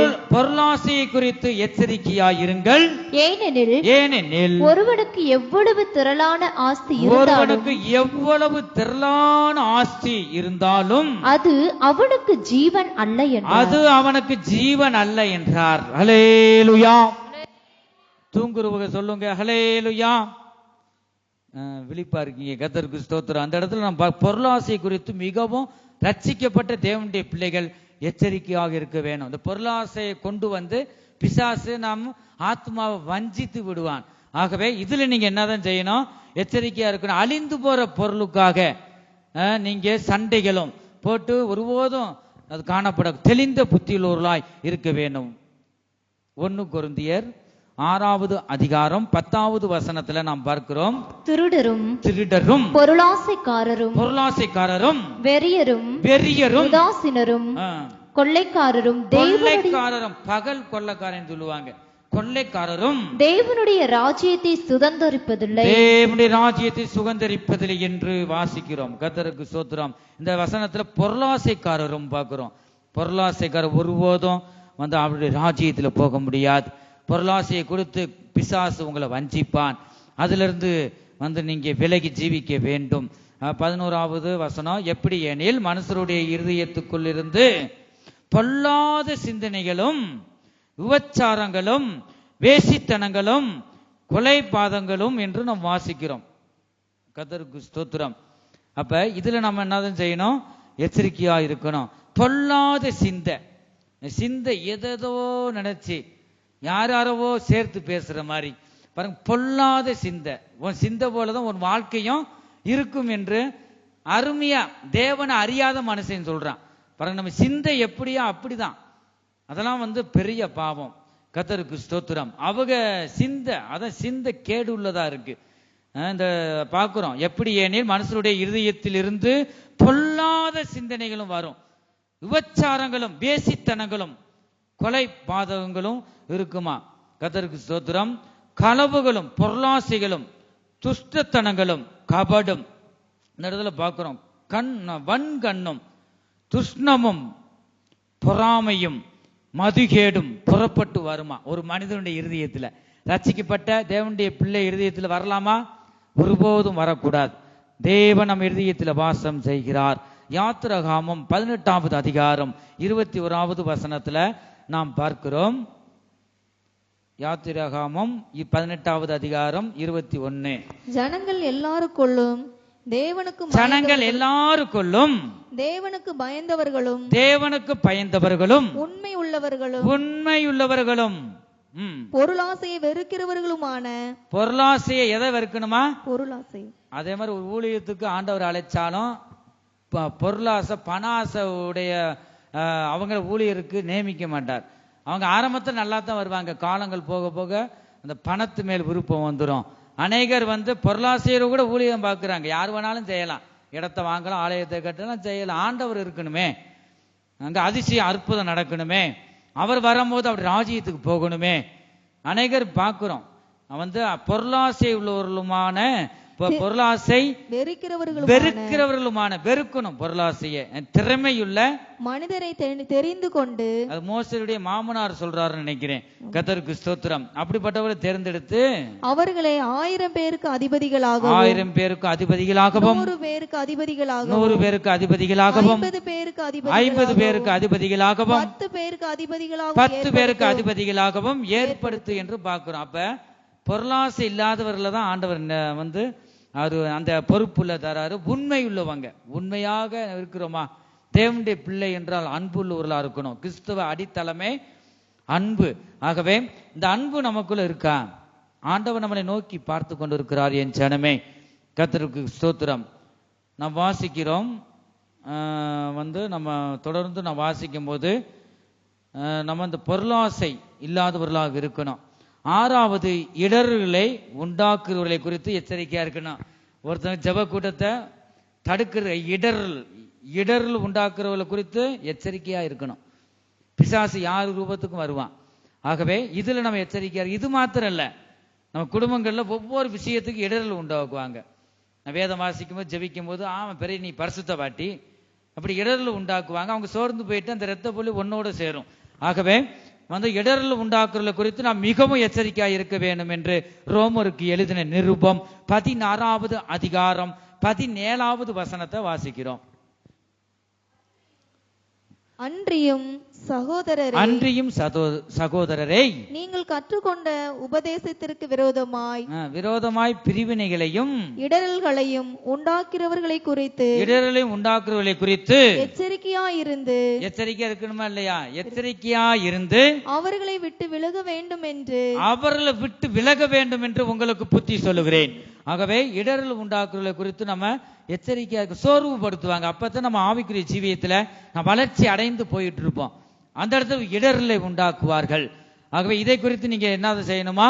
மிகவும் அவர்களை குறித்து எச்சரிக்கையாய் இருக்க வேண்டும். எபேசியர் 5வது அதிகாரம் 6வது வசனத்துல நான் வாசிக்கும் பொழுது, இப்படிப்பட்டவர்களின் நிமித்தமாக கீழ்ப்படியாமின் பிள்ளைகள் மேல் தேவ கோபாக்கினை வருவதால் ஒருவனும் உங்களை வீண் வார்த்தைகளினாலே மோசம் போகாதபடிக்கு எச்சரிக்கையா இருங்கள். பாத்தீங்களா? இதுல என்னதான் எச்சரிக்கையா, வீணான வார்த்தை. வெங்காயத்தை உரிச்ச ஒண்ணும் இல்ல, தங்கமா இருக்கு, ஒண்ணுமே கிடையாது. வீணான வார்த்தை. வீணா ஒவ்வொரு பேசுற வார்த்தைகளும் நியாய தீர்ப்பு நாளே அவருக்கு முன்பாக கையை கட்டி நம்ம கணக்கு கொடுக்க வேண்டும். இந்த இடத்துல நம்ம வீணான வார்த்தை இது என்னதுதான்? கீழ்ப்படியாமின் பிள்ளைகள் மேல் தேவ கோபாக்கினை வருவதால். ஆகையா ரட்சிக்கப்பட்ட நீ என்ன செய்யக்கூடாது? ஒருவனும் உங்களை வீண் வார்த்தைகளினாலே நீ அலப்பக்கூடாது. அதுல மோசம் போகாதபடிக்கு இந்த காரியத்தில் எச்சரிக்கையா இருக்கணும். வீணான வார்த்தை, கெட்ட வார்த்தை. எத்தனையோ செய்தியில சொல்லியிருக்கேன், உங்க நாவல இருந்து எது வரக்கூடாது? கெட்ட வார்த்தை பேசலாகாது. நாம் அந்த எத்தனையோ செய்தி கொடுத்தாலும் செகட்டு விரியன் போல. கர்த்தருக்கு ஸ்தோத்திரம். ஒரு போனை மட்டும் நீங்க போட்டு விட்டுருங்க, நேரம் நான் பார்க்கிறேன். நான் ஒரு நாள் கூட பார்த்தது இல்லை. கர்த்தருக்கு ஸ்தோத்திரம். ஒரு சிலர் வந்த பரிசுத்தவான் மாதிரி வருது, வாயில வர கருமம், பக்கத்தில் நிக்க முடியல, நாறுது. அவ்வளவு கெட்ட வார்த்தை. கெட்ட வார்த்தை ஒருபோதும் வரக்கூடாது. அந்த வசனம் என்னதான் சொல்லுது? உங்க வீண் வார்த்தைகள், வீண் வார்த்தை. நீங்க 2 வார்த்தை பேசினாலும் நன்மை உண்டாகணும், சமாதானம் உண்டாகணும். நம்ம ஏற்றுக்கொண்ட எல்லாருமே என்னது? இயேசு கிறிஸ்துவின் சீசர்களா இருக்கிறோம். அவர் சீசருக்கு என்ன சொன்னாரு? ஒரு வீட்டுக்கு போகும்போது உங்களுக்கு சமாதானம் என்று சொல்லுங்கள். முதலாவது நீ வேற எதுவும் சொல்லக்கூடாது. நல்லா இருக்கே அதெல்லாம் நீ சொல்ல வேணாம். ஃபர்ஸ்ட் நீ போன உடனே சமாதானம். 2வது நீங்க நல்லா இருக்கீங்களா பாருங்க, கர்த்தருடைய கிருபையினால நல்லா இருக்கும்னு சொல்லுவாங்க. ஆகவே வீண் வார்த்தை, நீ பேசுற வார்த்தையில இந்த ஆத்மா இடறி போயிட்டா இந்த இரத்த பள்ளி ஒன்னோடு சேரும். வீண் வார்த்தையினால அவங்களை நீ ஆதரிக்கணும். கர்த்தருக்கு ஸ்தோத்திரம். அவங்களுக்கும் உனக்குள்ளும் சரியா பேசிட்டா எதுவுமே இல்லை. ஒருவர் தாழ்ந்து போனோம். தாழ்ந்து போகும்போது கர்த்தர் பெரிய காரியங்களை அவர் செய்கிறார். ஆகவே நம்ம சொல்லத்தான் செய்வோம், புத்திமதி சொல்லத்தான். ஒருவருக்கு தாழ்ந்து போங்கப்பா, அசிங்கமா இருக்கு, நீங்க ஈஸியா பேசிட்டு போயிடுறீங்க, தேவனுடைய நாமம் தூசிக்கப்படுது. 2வது இன்ன சபைக்கு வராங்க, இதெல்லாம் கத்துக் கொடுக்க மாட்டாங்களா? ஒரு சகோதரி கேட்டிருக்கு, உங்க பாஸ்டர் இதெல்லாம் கத்துக் கொடுக்க மாட்டாரா? இப்பெல்லாம் பேசக்கூடாது கத்துக் கொடுக்க மாட்டாரா? அந்த சகோதரன் சொல்லணுமா இல்லையா? ஐயோ எங்க சபையில அவ்வளவுதான் வெளுத்து விட்டுருவாரு, இதெல்லாம் அவருக்கு பிடிக்காது. சத்தியத்தை எல்லா சபையும் சொல்லாம கடிந்து கொண்டு சொல்றாருங்க. அது நாங்க தான், எங்க மேலதான் தப்பு, நாங்க தான் கேட்கணும், கை கொள்ளணும். கேட்கறது மாத்திரமல்ல, அதை நீ கை கொண்டு போதிக்கிறவர்களா இருக்கணும். அப்ப அது சொல்லணுமா இல்லையா? கர்த்தருக்கு ஸ்தோத்திரம். ஆகவே அப்படிலாம் நினைக்கும் போது நமக்கு வேதனையா இருக்கு. ஆண்டவர் நான் எவ்வளவு வேதனைப்பட்ட, தேவன் எவ்வளவு வேதனைப்பட மாட்டார். ஆகவே இது கை கொள்ளும். இந்த வார்த்தை உங்களுக்குள்ள போனா தான் அந்த வார்த்தை உங்களோடு பேசும். என் ஜனமே, இந்த பூமியில நீங்க சண்டை போட்டுக்கிட்டு இருக்கும்போது ஆண்டோடைய வரிகை வந்துருச்சுன்னா, பிள்ளைங்க ஜெபத்தோடு இருக்குங்க, திடீர்னு பிள்ளைய போயிருங்க, ஐயோ காணாமே. அப்ப நீ மார்புள்ள நெஞ்சில அடிச்சு அழுதாலும் ஒன்னும் பிரயோஜனம் இல்லை. வெளியே வர மாதிரி கத்துனாலும் நீ அங்க போக முடியாது. ஆகவே வீண் வார்த்தைகள்னாலும் அலப்பக்கூடாது. வீண் வார்த்தைகளை பேசாதீங்க. ஒவ்வொரு நேரத்தையும் நாம் இந்த காலம் பொல்லாதவைகளா இருப்பதினால் காலத்தை பிரயோஜனப்படுத்திக் கொள்ளுங்கள் என்று வேதம் சொல்லுகிறது. ஆகவே வீண் வார்த்தைகளை பேசக்கூடாது. நல் வார்த்தை, மற்றவர்களுக்கு நம்ம பிரயோஜனமா இருக்கணும், ஆசீர்வாதமா இருக்கணும். தேவன் ஊழியக்கார் மூலமா சொல்ற வார்த்தை, நீ சகிச்சு போங்கப்பா, அவங்க தான் பேசிட்டா நீ சகிச்சு போவேன், நான் எப்படி போவேன், அவ போக மாட்டேங்கிற, நான் அப்படி நடக்கிறத நான் சொல்றேன் பாருங்க. எதிர்த்து நீ பேசக்கூடாது. ஊழியக்கார் சொன்ன சரி, கர்த்தருடைய வார்த்தை உனக்குள்ள இருந்து சரி, கீழ்ப்படிந்தா தான் நல்லது. கர்த்தருக்கு ஸ்தோத்திரம். ஆகவே ஒருவருக்கொருவர் கீழ்ப்படியணும். மனைவிகள் புருஷனுக்கு கீழ்ப்படியணும், கணவன் புருஷனானவன் மனைவியில் அன்பு கூறணும். அப்படி இருந்தா தான் சமாதானம் கிடைக்கும். என் ஜனமே, நீங்கள் எச்சரிக்கையாக இருக்க வேண்டும். இந்த காரியத்தை ஒருவருக்கு விட்டு கொடுத்து நீங்க போனா தான் சமாதானம் கிடைக்கும். வசனம் சொல்லுது, நீங்க சமாதானமா இருங்கள். பிசாசு சொல்லுவா நீ சமாதானமா இருக்கக்கூடாது. ரெண்டு பேர் பேசுவாங்க. ஒன்னு ஆண்டவர் பேசுவார், பிசாசும் பேசும். பிசாசு பேசும்போது கலக்கத்தை கொண்டு வருவான். கர்த்தருக்கு ஸ்தோத்திரம். சமாதானத்தை எடுத்து போட்டுருவான். தேவன் அப்படி இல்லை. தேவன் பேசும்போது ஒரு மனமகிழ்ச்சி உண்டாகும். கர்த்தருக்கு ஸ்தோத்திரம். ஆகவே கணவன் மனைவிக்குள்ளும் கூட ஒருபோதும் அந்த அம்மாவா இருக்கலாம், அப்பாவா இருக்கலாம், மனைவியுடைய அவங்க தாய் தகப்பனா இருக்கலாம், எந்த அதிகாரமும் இல்லை. கணவன் மனைவிக்குள்ள தலையிடுறதுக்கு அதிகாரம் இல்லை. வேதம் சொல்லுது, அவ தாய் தகப்பனை விட்டு பிரிந்து கணவன் மனைவியும் ஒருவராக ஒரே மாமிசமா இருப்பாங்க. ஆகவே மனைவி சொல்றது புருஷனானவன் கேட்கத்தான் வேணும், புருஷன் சொல்றது மனைவி கேட்கத்தான் வேணும். உனக்கு 2 கொம்பு எக்ஸ்ட்ரா இல்லை, 2 பேரும் சகிச்சு போனாதான் சமாதானம் கிடைக்கும். அப்படி சொல்லும் போது ஆமா சரி, இந்த வசனத்தை நீங்க ஒப்பு கொடுத்தாதான் சமாதானம் கிடைக்கும். நம்ம கேட்கலன்னா யார்? ஆண்டவர் பாப்பார், சுயத்துல தலையிட மாட்டார். சொல்லி பார்த்து கீழ்ப்படியில ஆண்டவர் விலகி போயிடுவார். விஷயம் அதுதான். ஆகவே நீங்க சமாதானம் உடையவர்களாக இருக்கணும். வீண் வார்த்தைகளினாலே மோசம் போக்காதபடிக்கு இதுல நம்ம எச்சரிக்கையா இருக்கணும். 2 கொரிந்தியர் 6வது அதிகாரம் 3வது வசனத்துல பார்க்கிறோம், யாதொன்றிலும் இடரல் உண்டாக்க கூடாது என்று இந்த வசனத்துல பார்க்கிறோம். லூக்கா சுவிசேஷம் 17வது அதிகாரம் 1வது வசனத்துல சீக்கிரம் எடுத்து வாசிங்க. பின்பு அவர் தம்முடைய சீசர்களை நோக்கி, இடரர்கள் வராமல் போவது கூடாத காரியம், ஆகிலும் அவைகள் எவனால் வருகிறதோ அவனுக்கு ஐயோ. பாத்தீங்க, அவனுக்கு ஐயோ. நம்ம ஜாக்கிரதையா இருக்கணும். ஒரு இடத்துல ஜெப கூட்டம் நடக்குதுன்னா ஈஸி அதெல்லாம் செய்ய முடியாது. எனக்கு உரிமை இல்லையா? நான் கர்த்தருக்கு பயப்படுவேன். கர்த்தருக்கு ஸ்தோத்திரம். இந்த விஷயத்துல ஊழியக்கார் விசுவாசி யாரையும் பார்க்க மாட்டார், யாருன்னு பார்க்க மாட்டார். அதனால அதுல இடர்ல இருக்கக்கூடாது. மற்றபடி நீ ஒரு வார்த்தை நீ பேசிட்ட, உன்னை நல்லபடியா உன்னை நினைச்சிருக்காங்க, நல்ல மரியாதை அவங்க மனசுல இருக்கு, இப்படி பேசிட்டாங்களேன்னா அவன் ஆத்ம இடறி போயிடுச்சுன்னா அதையும் ஒன்னுட்டு தான் கேட்பார். ஆகவே இடரலாக இருக்கக்கூடாது. கர்த்தருக்கு ஸ்தோத்திரம். இந்த உலகம் பொல்லாதவைகளாய் இருக்கிறது. நாம் எல்லாத்துக்கும் விலகி நம்மை காத்து கொள்ள வேண்டியது மிகவும் அவசியமா இருக்கிறது. 7வது கடைசியாக நாம் பார்க்கிறோம். 7வது, நம் உறுதியிலிருந்து விலகி விழுந்து போகாதபடிக்கு நாம் எச்சரிக்கையாய் இருக்க வேண்டும். 2 பேதுரு 3வது அதிகாரம் சீக்கிரம் எடுங்க 17வது வசனம். 2 பேதுரு 3வது அதிகாரம் 17வது வசனம். ஆதலால் பிரியமானவர்களே, இவைகளை முன்னமே நீங்கள் அறிந்திருக்கிறபடியால் அக்கிரமக்காரருடைய வஞ்சகத்தினாலே நீங்கள் இழுப்புண்டு உங்கள் உறுதியிலிருந்து விலகி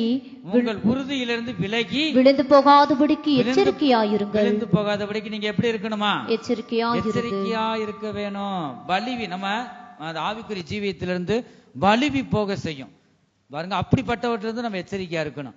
ஆண்டவர் ஒரு சில காரியங்களை உங்களுக்கு உறுதியா சொல்லியிருப்பார். ஐயோ இப்படி பிசாசு சண்டை வரும், ஏன்னா சண்டை வருதுன்னு சொன்னா அதுக்கு பின்னாடி உங்களுக்கு என்னதான் இருக்கு? ஜெயம் இருக்கு. ஆனா சண்டைகள் வரும், நீங்க சண்டை போடக்கூடாது.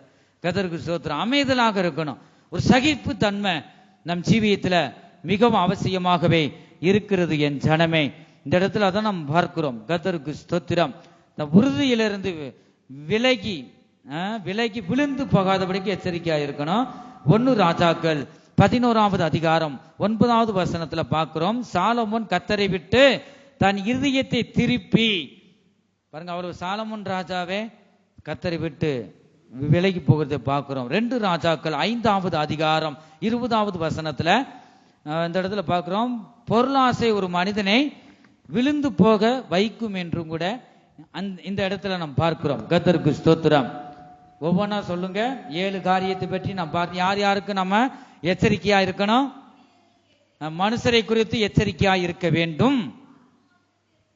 எல்லாரும் சொல்லுங்க. ஆத்மாவை குறித்து எச்சரிக்கையா இருக்க வேண்டும். 3வது, கள்ள தீர்க்கதரிசிகளுக்கு எச்சரிக்கையா இருக்க வேண்டும். 4,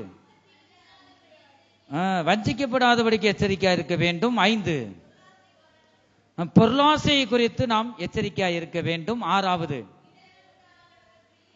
இடரல் உண்டாக்குறவர்களை குறித்து எச்சரிக்கையா இருக்க வேண்டும். 7வது, உறுதியிலிருந்து விலகி விழுந்து போகாதபடிக்கு எச்சரிக்கையா இருக்க வேணும். கர்த்தருக்கு ஸ்தோத்திரம்.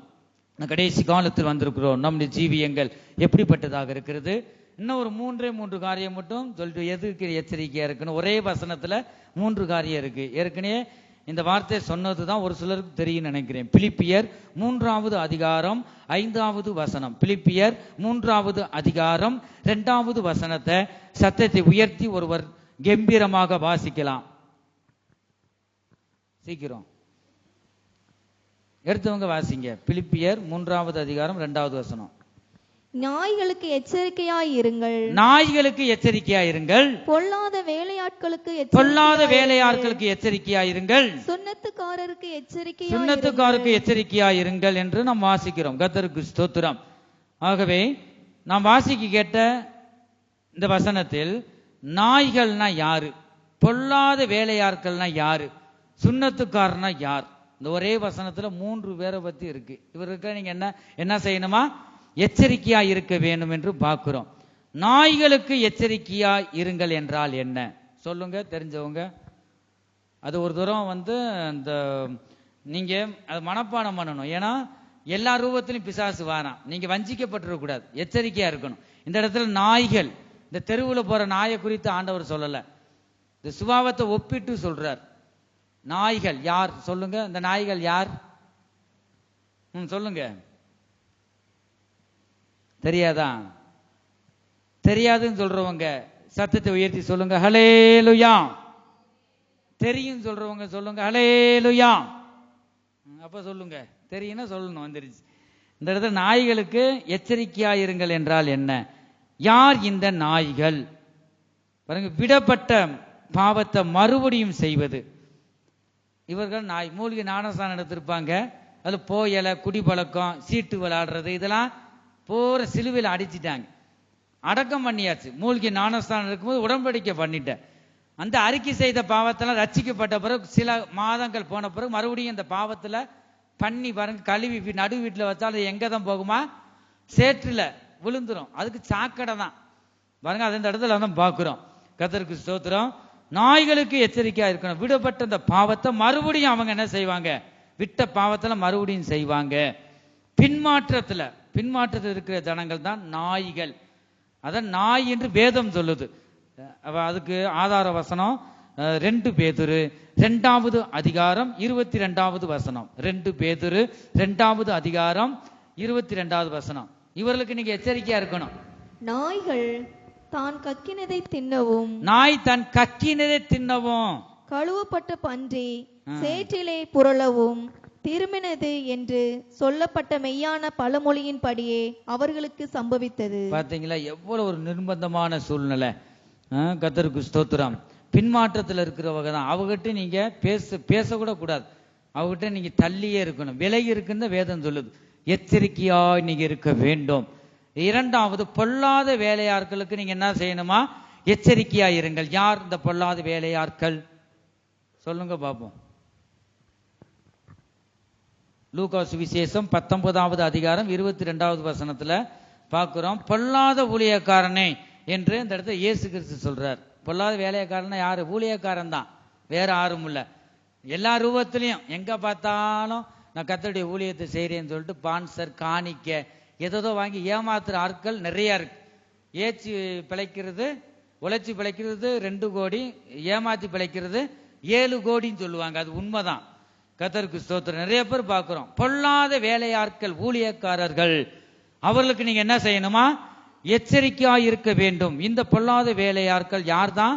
இவர்கள் தான் பொல்லாத ஊழியக்காரன். இவர்களை குறித்து எச்சரிக்கையா இருக்கணும். லூக்கா சுவிசேஷம் 19:22 பொல்லாத ஊழியக்காரனை என்று சொல்றார். 1 தீமோத்தேயு 6வது அதிகாரம் 5வது வசனத்துல நாம் பார்க்கிறோம். கெட்ட சிந்தை உள்ளவர்களும் சத்தியம் இல்லாதவர்களும் தேவ பக்திய ஆதாய தொழில் என்று எண்ணுகிறவர்களுமாய் இருக்கிற மனுஷர்களால் உண்டாகும் மாறுபாடான தர்க்கங்களும் பிறக்கும் இப்படிப்பட்டவர்களை விட்டு விலகு என்று அந்த இடத்துல பார்க்கிறோம். ரோமருக்கு எழுதின நிருபம் நீங்க எழுதி வச்சு வீடுகளில் கூட நீங்க தியானிக்கணும். இந்த பொல்லாத வேலையாட்களுக்குள்ள இருக்கிற அந்த சுபாவங்களை பற்றி நாம் பார்க்கிறோம். ரோமருக்கு எழுதின நிருபம் 16வது அதிகாரம் 17-18 பார்க்கிறோம். அன்றியும் சகோதரரை, நீங்கள் கற்றுக்கொண்ட உபதேசத்திற்கு விரோதமாய் பிரிவினைகளையும் இடரல்களையும் உண்டாக்குகிறவர்களை குறித்து எச்சரிக்கையாயிருந்து நீங்க எச்சரிக்கையா இருக்கணும். அது நேரா சொன்ன, என்னை கள்ளத்தீர்க்கதரிசின்னு சொல்ற, எதுவுமே பேசக்கூடாது. நீங்க எச்சரிக்கையா இருந்து இந்த இடத்துல பாக்குறோம். அவங்கள பார்த்து அவங்க சுபாவமே அப்படிதான். நம்ம மனசுல நம்ம விலகி போயிடணும். அதுதான் ஒரு புத்தியுள்ள ஸ்திரீகளும் ஞானம் உள்ளவரும் செய்ய வேண்டிய காரியம். இந்த இடத்துல எச்சரிக்கையா இருந்து என்ன செய்யணுமா? அவர்களை விட்டு விலக வேண்டும் என்று உங்களுக்கு புத்தி சொல்கிறேன். இப்படிப்பட்டவர்களை விட்டு விலக வேண்டும் புத்தி சொன்னா கேட்கறதே கிடையாது. அது புத்தி சொல்லணும், நம்ம கேட்கணும். பாருங்க, அது பொல்லாத ஆவிகள். இப்படிப்பட்ட ஆவிகள் பொல்லாத ஆவிகள். ஒரு ஊழியக்காரர் சொல்லும் போது சருன்னு கீழ்ப்படியும். அது சொல்லி அது தன் கட்டுப்பாட்டுக்குள் இழுத்துக்கிறோம். இந்த அப்படிப்பட்ட ஆவி என்ன செய்யுமா? பெரிய பெரிய பார்சல் கட்டுப்பாட்டுக்குள்ள வச்சிரும். நான் சொல்றதுதான், நான் தான் முதல், நான் சொல்றது கேட்கணும். இது பொல்லாத ஆவின்னு வேதம் சொல்லுது. கர்த்தருக்கு ஸ்தோத்திரம். இந்த பொல்லாத ஆவியை பத்தி எடுத்தா 1 மணி நேரத்துக்கு மேல ஆகும். வருகிற நாட்கள்ல தேவ சித்தர் இதை பற்றி நாம் பார்ப்போம். எல்லாம் கைக்குள்ள அடக்கி வச்சுக்கிறோம். நான் தான் பெருசா பெருமையா பேசும். அது பொல்லாத ஆவி என்று வேதம் சொல்லுகிறது. கர்த்தருக்கு ஸ்தோத்திரம். இப்படிப்பட்டவர்களை விட்டு நீங்க என்னதான் செய்யணுமா? விலக வேண்டும் என்று பார்க்கிறோம். எச்சரிக்கையாய் இருந்து இந்த இடத்துல பார்க்கிறோம். கர்த்தருக்கு ஸ்தோத்திரம். அவர்களை விட்டு விலக வேண்டும். 18வது வசனம், அப்படிப்பட்டவர்கள் நம்முடைய கர்த்தராகிய ஊழியம் செய்யாமல் தங்கள் வயிற்றுக்கு ஊழியம் செய்றாங்க. தன் வகுத்து பிழப்புக்காக ஊழியம் செய்யறாங்க. ஊழியக்காரனை குறித்து தான் வேதத்தில் சொல்லப்பட்டிருக்கு. ஆகவே ஆத்ம ஆதாயம் செஞ்சீங்கன்னா நீங்க அது ஒரு ஊழியம். நீங்க ஜெபிக்கிறது ஒரு ஊழியம். கர்த்தருடைய ஆலயத்துக்கு நீங்க தாரீங்கன்னா கொடுக்கறது ஊழியம் தான். ஒவ்வொன்றும் ஊழியம். ஒவ்வொரு விதத்திலும் ஒவ்வொரு ஊழியம் செஞ்சுக்கிட்டு இருக்கோம். இந்த இடத்துல அதான் நம்ம பார்க்கிறோம். கர்த்தருக்கு ஸ்தோத்திரம். ஊழியம் செய்யாமல் தன் வயிற்றுக்கே ஊழியம் செய்து நய வசனிப்பினாலும் இச்சக பேச்சு பாருங்க, இச்சகமான பேச்சு தான் நாவுல வரும். கபடம் இல்லாதவர்களுடைய இருதயங்களை வஞ்சிக்கிறவர்களாய் இருக்கிறார்கள். அவர்களை குறித்து நாம எச்சரிக்கையா இருக்கணும். இவர்கள் தான் பொல்லாத ஊழியக்காரர்கள் என்று பார்க்கிறோம். பொல்லாத வேலையாட்கள். இவர்களுக்கு மிகவும் நாம் எச்சரிக்கையாய் இருக்க வேண்டும். ஆவிகளை பகுத்தறிய தக்க வரங்களை நாம் பெற்றுக்கொள்ள வேண்டும். 3வது, சுன்னத்துக்காரருக்கு எச்சரிக்கையாய் இருக்க வேண்டும். இவர்கள் யார்? கர்த்தருக்கு ஸ்தோத்திரம். சொல்லுங்க பாப்போம். சுன்னத்துக்காரனா யார்? அது நீங்க எழுதி வைக்கிறது நல்லதுதான். நீங்க அசை போடணும். ஆடு மாடு மேய்ஞ்சிச்சுன்னா வீடுகள்லாம் நிம்மதியா உட்கார்ந்து காலை நீட்டி என்னதான் செய்யுது, நல்லா எனக்கான சொகுசா இருந்து மறுபடியும் இந்த இறைய வாய் கொண்டு வந்து அசை போடுது. இது ஆமா பாருங்க, பாரம்பரியத்தை பின்பற்றுகிறவர்கள் தான் சுன்னத்துக்காரி என்று நாம் பார்க்கிறோம். கர்த்தருக்கு ஸ்தோத்திரம்.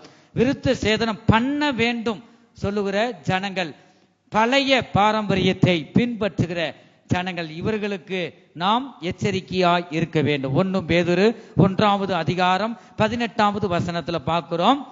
உங்கள் முன்னோர்களால் பாரம்பரியமாய் நீங்கள் அனுசரித்து வந்த வீணான நடத்தில் என்று அழிவுள்ள வஸ்துக்களாகிய வெள்ளியினாலும் பொன்னினாலும் மீட்கப்படாமல் என்று வாசிக்கிறோம். கர்த்தருக்கு ஸ்தோத்திரம். சுன்னத்துக்காரனா யாரு? பாரம்பரியத்தை பின்பற்றுகிறவர்கள். இந்த ஜனங்கள் தான் சுன்னத்துக்கார். இவர்களுக்கு நாம் எச்சரிக்கையாக இருக்க வேண்டும்.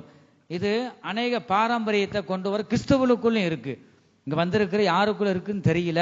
இந்த வார்த்தை உங்களுக்கு ஆண்டவர் இந்த வார்த்தை உங்களுக்குள்ள போகும்போது செவி கொடுத்து நீங்க ஒப்பு கொடுக்க வேண்டும். கிறிஸ்தவர்களுக்குள் இந்த பாரம்பரியம் இந்த நாள் கடைசி காலத்தில் வந்து விட்டது. கர்த்தருக்கு ஸ்தோத்திரம். நாள் பார்ப்பது, நல்ல நேரம் பார்க்கிறது, இதெல்லாம் எல்லா நாளுமே நல்ல நாள் தான், நல்ல நேரம் தான்.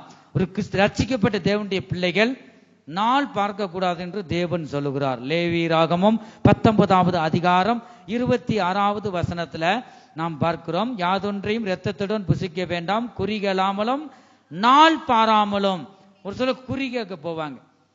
ஒரு சில இடங்கள ஜெபம் பண்ணால் தலையில வச்சு இன்னென்ன இப்படி இருக்கு, இன்னிடத்துல நீ பயந்துட்ட, இந்த அம்மா ஒரு தெய்வம் மாதிரி, அந்த சொல்ற ஆளு தெய்வம் மாதிரியும் வந்துட்டு தலையில வச்சவர்னு சொல்றாங்க. அதெல்லாம் எதை குறிக்குதா? குறி சொல்ற ஆவிகள். ஒருபோதும் அப்படி இல்லை. கர்த்தருக்கு ஸ்தோத்திரம். இந்த இடத்துல அதை நம்ம பார்க்கிறோம். குறிகளாமல் நாள் பாராமல் இருப்பீர்களாக என்று இந்த வசனத்துல பார்க்கிறோம். கர்த்தருக்கு ஸ்தோத்திரம். இரண்டாவது சிலை வழிபாடுகள். இந்த பாரம்பரியத்தை பின்பற்றுகிறவர்களை குறித்து அப்பயே ஆண்டவர் சொல்லி இருக்கிறார். சிலை வழிபாடுகள் எத்தனை வீட்டில் இருக்கு? மாதா சிலை, வேற என்ன? இயேசு சிலை. மாதா சிலைன்னு கும்பிட்டாலும் விக்கிரகம் தான். இயேசு சிலையை வச்சு கும்பிட்டாலும் அது என்னதுதான்? விக்கிரகம் தான். சீசருடைய 12 சீசருடைய சிலைகளை வணங்குவது இதை செய்யக்கூடாது என்று வேதம் சொல்லுகிறது. யாத்திராகமம் 20வது அதிகாரம் 23வது வசனம். எவ்வளவு ஒரு வேதனையா இருக்கு. இயேசு சிலை அது கடையிலையும் பாருங்க, நேரம்லாம் வித்துக்கிட்டு இருக்கான். 100 ரூபாய் 200 ரூபாய். இயேசு 200 ரூபாய்க்கா பெறாரு?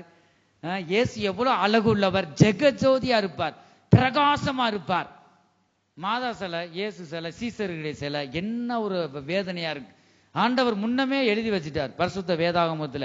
சத்தியத்தை அறியணுமா இல்லையா? இந்த இடத்துல அதான் பார்க்கிறோம். கர்த்தருக்கு ஸ்தோத்திரம்.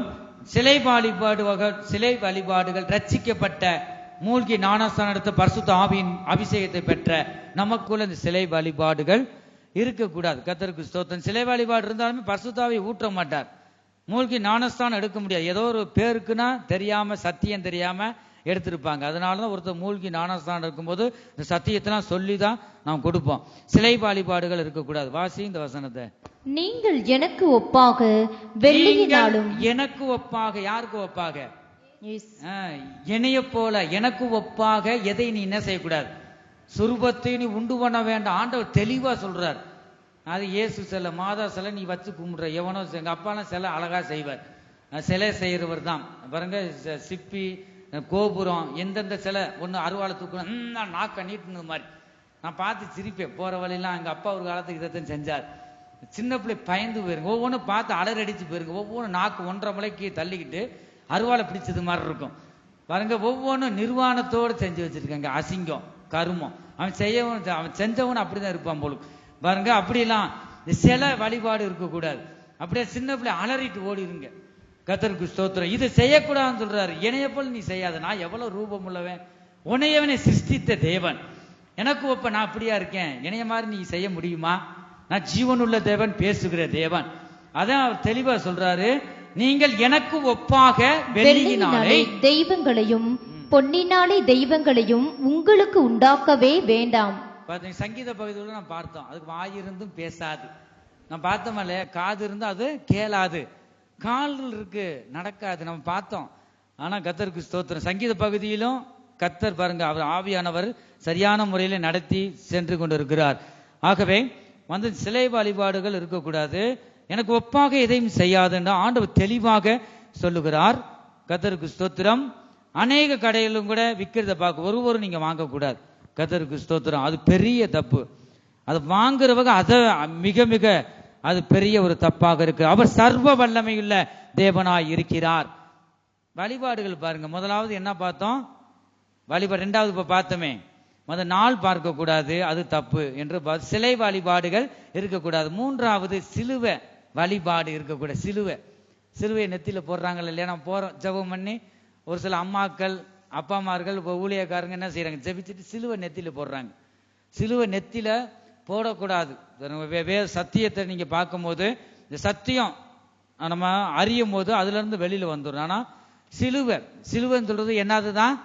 ஒன்று தேவனுடைய சித்தம், இன்னொன்னு பாடுகளை குறிக்குது. அவன் பாடோடு தான் வாரான் ஆலயத்துக்கு. பாடுகள், பலவித பாடுகளோடு துன்பத்தோடு வேதனையோடு வாரான். ஜெபம் பண்ணிட்டு மறுபடியும் நெத்தில சிலுவையை போட்டா என்னதான்? இன்னொரு பாடை ஏற்றி விடுறோம் தான் அர்த்தம். ஆகவே சிலுவை இருக்கக்கூடாது. யாருடைய சிலுவை நாம் பார்த்தோம்? இயேசு கிறிஸ்து நடுவாக 2 பக்கம் கல்லருடைய சிலுவைன்னு சொல்றது அநேக சிலுவை. 3 தண்டனை இருக்கு அந்த நாட்கள்ல. கல்லெறிந்து கொள்வது, எரித்து கொள்வது, சிலுவையில அறைந்து கொல்லப்படுவது. அப்ப 3 தண்டனை முக்கியம். நிறைய தண்டனை இருக்கு, அதுல முக்கியம் 3 தண்டனை. அப்ப இந்த சிலுவையை நெத்தில போடுறது, நமக்காக கல்வாரி சிலுவையில இரத்தத்தை சிந்தி நம்மளை மீட்டு எடுத்தார். ஆகவே இந்த சிலுவை போடுறதெல்லாம் ஒருபோதும் நமக்குள்ள இருக்கும். அப்படி இருந்தாலும் சிலுவை போடாதீங்க. டக்கு ஜெபம் பண்ணி தான் டக்குன்னு வந்துடணும். அவங்க அறியாம செய்யறாங்க, சத்தியம் தெரியல அவங்களுக்கு. கர்த்தருக்கு ஸ்தோத்திரம். நாம் வாசிப்போம். இந்த சிலுவை வழிபாடு நமக்கு இருக்கக்கூடாது. சிலுவையை நெத்தியில போடுவது, சிலுவை என்பது தேவ சித்தம் மற்றும் பாடுகளை குறிக்கிறது. மத்தேயு சுவிசேஷம் 26வது அதிகாரம் 39வது வசனத்துல பார்க்கிறோம். சற்று அப்புறம் போய் முகங்குப்புற விழுந்து, என் பிதாவே, இந்த பாத்திரம் என்னை விட்டு நீங்க கூடுமானால் நீங்கும்படி செய்யும், ஆகிலும் என் சித்தத்தின்படி அல்ல, என் சித்தத்தின்படி அல்ல, உம்முடைய சித்தத்தின்படியே ஆகக்கடுவது என்று உம்முடைய சித்தத்தின்படி ஆகக்கடுவது என்று ஜெபம் பண்ணினார். பாத்தீங்களா? சித்தம், சிலுவை என்பது தேவனுடைய சித்தம். என் குமாரன் சிலுவையில அப்படிதான் ரத்தத்தை சிந்தி மறிக்க வேண்டும், 3வது நாள் உயிர்த்தெழ வேணும் என்று தேவன் வைத்திருக்கிற யாரும் தடை செய்ய முடியாது. அப்ப தேவ சித்தம், உம்முடைய சித்தத்தின்படி செய்யுங்கன்னு இயேசு கிறிஸ்து சொல்றார். சிலுவை என்பது சித்தத்தை, தேவ சித்தத்தை குறிக்கிறது. 2வது பாடுகளை குறிக்கிறது என்று நாம் பார்க்கிறோம். நமக்காக கல்வாரி சிலுவையில நாம் பட்ட அக்கிரமங்கள் எல்லாரும் சுமந்து தீர்த்துட்டார். மறுபடியும் நீ சிலுவையை போட்டிருந்தா என்ன அர்த்தம்? அது செய்யக்கூடாது என்று பார்க்கிறோம். ஏசாயா தீர்க்கதரிசியின் புஸ்தகம் 53வது அதிகாரம் 10வது வசனம். நீங்க புதன்கிழமை வேத பாடம் இல்லாததுனால தான் ஒரு 5 நிமிஷமா கூட போகுது. ஏன்னா எடுத்தேறி வேத பாடம் வச்சா வரமாட்டீங்க. ஆகவே இந்த சத்தியத்துல நீங்க அறிந்து கொள்ளணுமே, அறிந்து கொண்டு நீங்க மற்றவங்களுக்கு சொல்லணும். அதனாலதான் கர்த்தர் உங்களோடு இந்த வேளையில் அவர் பேசுகிறார். கர்த்தரும் அவரை நொறுக்க சுத்தமாகி அவரை பாடுகளுக்குட்படுத்தினார். அவருடைய ஆத்துமா தன்னை குற்ற நிவாரண பலியாக. கர்த்தருக்கு ஸ்தோத்திரம். கர்த்தரும் அவரை நொறுக்க சித்தமாகி அவர் பாடுகளுக்கு உட்படுத்தினார் என்று வாசிக்கிறோம். ஏசாயா தீர்க்கதரிசியின் புஸ்தகம் 53வது அதிகாரம் 5வது வசனத்துல பார்க்கிறோம். நம்முடைய மீறுதலின் நிமித்தம் அவர் காயப்பட்டு, நம்முடைய மீறுதல் நிமித்தம் அவர் காயப்பட்டுட்டார் கல்வாரி சிலுவையில. மீறுதல் நிமித்தமும் நம்முடைய அக்கிரமங்களின் நிமித்தம் அவர் நொறுக்கப்பட்டார். நம்முடைய அக்கிரமங்களின் நிமித்தம் அவர் நொறுக்கப்பட்டார். நமக்கு சமாதானத்தை உண்டு பண்ணும் ஆக்கினை அவர் மேல் வந்தது, அவருடைய தழும்புகளால் குணமாகிறோம் என்று நாம் பார்க்கிறோம். ஆகவே வருஷம் முழுவதும் சிலுவையை போட்டு கூடாது. ஆகவே இதெல்லாம் வேதத்துல சொல்லப்படல. எங்கேயாவது இருக்கா? இயேசு கிறிஸ்து போகும்போது அவர் சீசர்கள் கூட எடுத்துக்குங்க, போயிட்டு ஜெபம் பண்ணாங்க. அவ விசுவாசம் உள்ள ஜெபம் பிணியாளியில ரச்சித்தது. போய் நெத்தியில சிலுவை போட்டுன்னு வேதம் இருக்கா? வேதத்தில் இல்லாததை நம்ம சொல்லக்கூடாது. வேதத்தில் சொல்லப்பட்ட அந்த வாதையே கூடையே நமக்கு தந்துருவாரு, கூட்டக்கூடாது. கர்த்தர் எச்சரிக்கையாய், இதுலயும் நம்ம எச்சரிக்கையாய் இருக்க வேண்டும். நம்ம வாசிப்போம். கலாத்தியர் 2வது அதிகாரம் 20வது வசனத்துல, கிறிஸ்துவுடனே கூட சிலுவையில் அறையப்பட்டேன். பவுல் சொல்றார், நான் கிறிஸ்துவுடனே கூட என்னைக்கு நான் மூழ்கி ஞானஸ்தானம் எடுத்தோமோ, அவரோட உடன்படிக்கை பண்ணினோமோ, கிறிஸ்துவுடனே கூட சிலுவையில் நான் அறையப்பட்டேன். நம்முடைய பாவங்கள் எல்லாம் சிலுவையில அறைந்தாது. ஆயினும் பிழைத்திருக்கிறேன். இனி நான் அல்ல, கிறிஸ்துவே எனக்குள் பிழைத்திருக்கிறார். நான் இப்பொழுது மாமிசத்தில் பிழைத்திருக்கிறதோ என்னில் அன்பு கூர்ந்து எனக்காக தம்மை தாமே ஒப்பு கொடுத்த தேவனுடைய குமாரனை பற்றும் விசுவாசத்தினாலே பிழைத்திருக்கிறேன். பாத்தீங்களா? இனி நான் அல்ல, கிறிஸ்து எனக்குள் ஜீவிக்கிறார். கிறிஸ்து உங்களுக்கு ஜீவித்த நீங்க என்ன செய்வீங்க? ஒருவருக்கு அன்பா பேசுவீங்க, சண்டைக்காரரா இருக்க மாட்டீங்க. இதெல்லாம் இருக்கணும், சத்தியம் சொல்லுது. ஆகவே கர்த்தருக்கு ஸ்தோத்திரம். மத்தேயு சுவிசேஷம் 10வது அதிகாரம் 28வது வசனத்துல, தன் சிலுவையை எடுத்துக்கொண்டு என்னை பின்பற்றாதவன் எனக்கு பாத்திரன் அல்ல. ஒரு சிலர் இந்த இததான் என்ன செய்யறாங்க, செயின் போட்டு சிலுவைய கழுத்துல போடுறாங்க. இந்த வசனம் சொல்லப்பட்டிருக்கே, இந்த இடத்துல சொல்லப்பட்ட வார்த்தை என்ன? சிலுவைனா என்ன? பாடுகள். நான் சென்ற வழியில நீ செல்லணும். நானே வழியும் சத்தியமும் ஜீவனுமா இருக்கிறேன். அப்ப இடுக்கமான வாசல் வழியை நீ போகணும். அவர் வழியில போனா அவருக்கு வந்த பாடுகள் நமக்கும் வரத்தான் செய்யும். இந்த பாடுகளை நீ சொகுசா இருக்க முடியாது. இந்த பூமியில ஒவ்வொருத்தரவன் தான் இந்த பாடுகளை நீ சுமந்து கொண்டு என்னை பின்பற்றி வா, என் வழியிலே செல்லு. அதைத்தான் சொன்னார். சிலுவையை சுமந்து கொண்டுனா ஒரு சில டாலர் போட்டுருவாங்க. அவர் சிலுவை, அவர் சுமந்த சிலுவை அவரால் சுமக்க முடியல, மரத்தினால செய்யப்பட்ட அந்த சிலுவை. இந்த சிலுவையில எவ்வளவோ கஷ்டம். இன்னொரு சீசனை, இயேசுக்கு பிரியமா சீசனை வந்துட்டு சுமக்க விடுவாங்க பாருங்க. அப்படிலாம் பார்க்கிறோம். அந்த சிலுவை நம்மளால சுமக்க முடியுமா? நமக்காக எல்லா மீறுதலிலும் அக்கிரமங்களையும் அவர் சுமந்து தீர்த்து விட்டார். ஆகவே இந்த சிலுவை போடுறது, டாலர் பாருங்க, சிலுவையை அதெல்லாம் தேவன் வெறுக்கிறார். வேதத்துல சொல்லப்படல. கர்த்தருக்கு ஸ்தோத்திரம். சிலுவை என்பது பாடுகள், பாடுகளாகிய சிலுவையை எடுத்துக்கொண்டு நாம் செல்ல வேண்டும் என்று இந்த பூமியிலே பாடுகளின் வழியாய் நாம் சென்று கொண்டு இருக்கிறோம் என் ஜனமே. 2 தீமோத்தேயு 3வது அதிகாரம் 12வது வசனம், அன்றியும் கிறிஸ்து இயேசுவுக்குள் தேவ பக்தியாய் நடக்க மனதாய் இருக்கிற யாவரும் துன்பப்படுவார்கள் என்று நாம் வாசிக்கிறோம். அதெல்லாம் பாரம்பரியமா, சுன்னத்துக்கார் அவங்க செய்ய வேண்டிய பாரம்பரியமா, இந்த பாரம்பரியம் நமக்குள்ள இருந்தா நீ இந்த கூட்டத்துல இருக்குன்னு அர்த்தம். 4வது, குழந்தை பிறந்த இடத்துல மண்ணை எடுத்து என்ன செய்வாங்க, உங்களுக்கு எல்லாருக்கும் தெரியும் நினைக்கிறேன். அந்த தொட்டியில பிள்ளை அழுகுன்னு சொல்லி ஒரு துணியில நல்லா, அந்த ஆஸ்பத்திரியில பிறந்தாலும் எங்க பிறந்தாலும் முடிஞ்சு என்ன செஞ்சிடறாங்க, தொட்டியில கட்டி விட்டுருவாங்க. ஏன்னா அந்த பிள்ளை அழுகாதான் நைட்டெல்லாம். அதெல்லாம் பாரம்பரியமான வேதத்தில் சொல்லப்படல. கர்த்தருக்கு ஸ்தோத்திரம். அதே மாதிரி பிள்ளைய கீழே, தொட்டிக்கு கீழே இரும்பு ஏதாவது வைப்பாங்க, அருவாள். ஏன்னா முனி பேய் பிசாசு அடிச்சிருமா, அதனால கீழே அருவாள். பிள்ளை தவறி விழுந்தா வெட்டிருமா இல்லையா, அறிவு வேணாமா. பாரம்பரியமா, இந்த பாரம்பரியமா இருக்கு, இந்த பாரம்பரியத்தை பின்பற்ற ஜனங்கள் அதுதான் சொன்னது. அவங்களுக்கு என்ன செய்யணும், நீங்க எச்சரிக்கையா இருக்கணும். பாரம்பரியத்தை நுழைப்பாங்க. கிறிஸ்தவருக்குள்ள வந்துருச்சு இப்ப. மட்டன் சிக்கன் ஏதாவது வீடுகளுக்கு சாப்பிட்டது போக நீங்க வீட்டுக்கு கொண்டு போங்கன்னு சொன்னா அதுல கறிக்கட்டை போடுவாங்க. கருமம், கறிக்கட்டை நல்லா இருக்குது, அசுசிப்படுத்துறது. ஏன்னா கறிக்கட்டை போட்டா கருப்பு வராது, பிசாசு வராது, முனி எதுவும் அடிக்காது, அவங்க மன திருப்தி.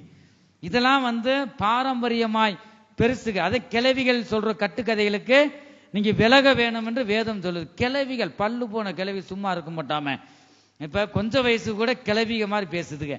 இந்த பாரம்பரியத்தை கொண்டு வருவாங்க. அதெல்லாம் நாம் விலகி ஜீவிக்கணும். அவர்களுக்கு நாம் எச்சரிக்கையாய் இருக்க வேண்டும் என்று வேதம் சொல்லுகிறது. இதெல்லாம் பாருங்க, பிடி மண்ணை எடுத்து தொட்டியில கட்டணும், இரும்ப போடணும் தொட்டிக்கு கீழே, அதெல்லாம் வேதத்துல இருக்கா?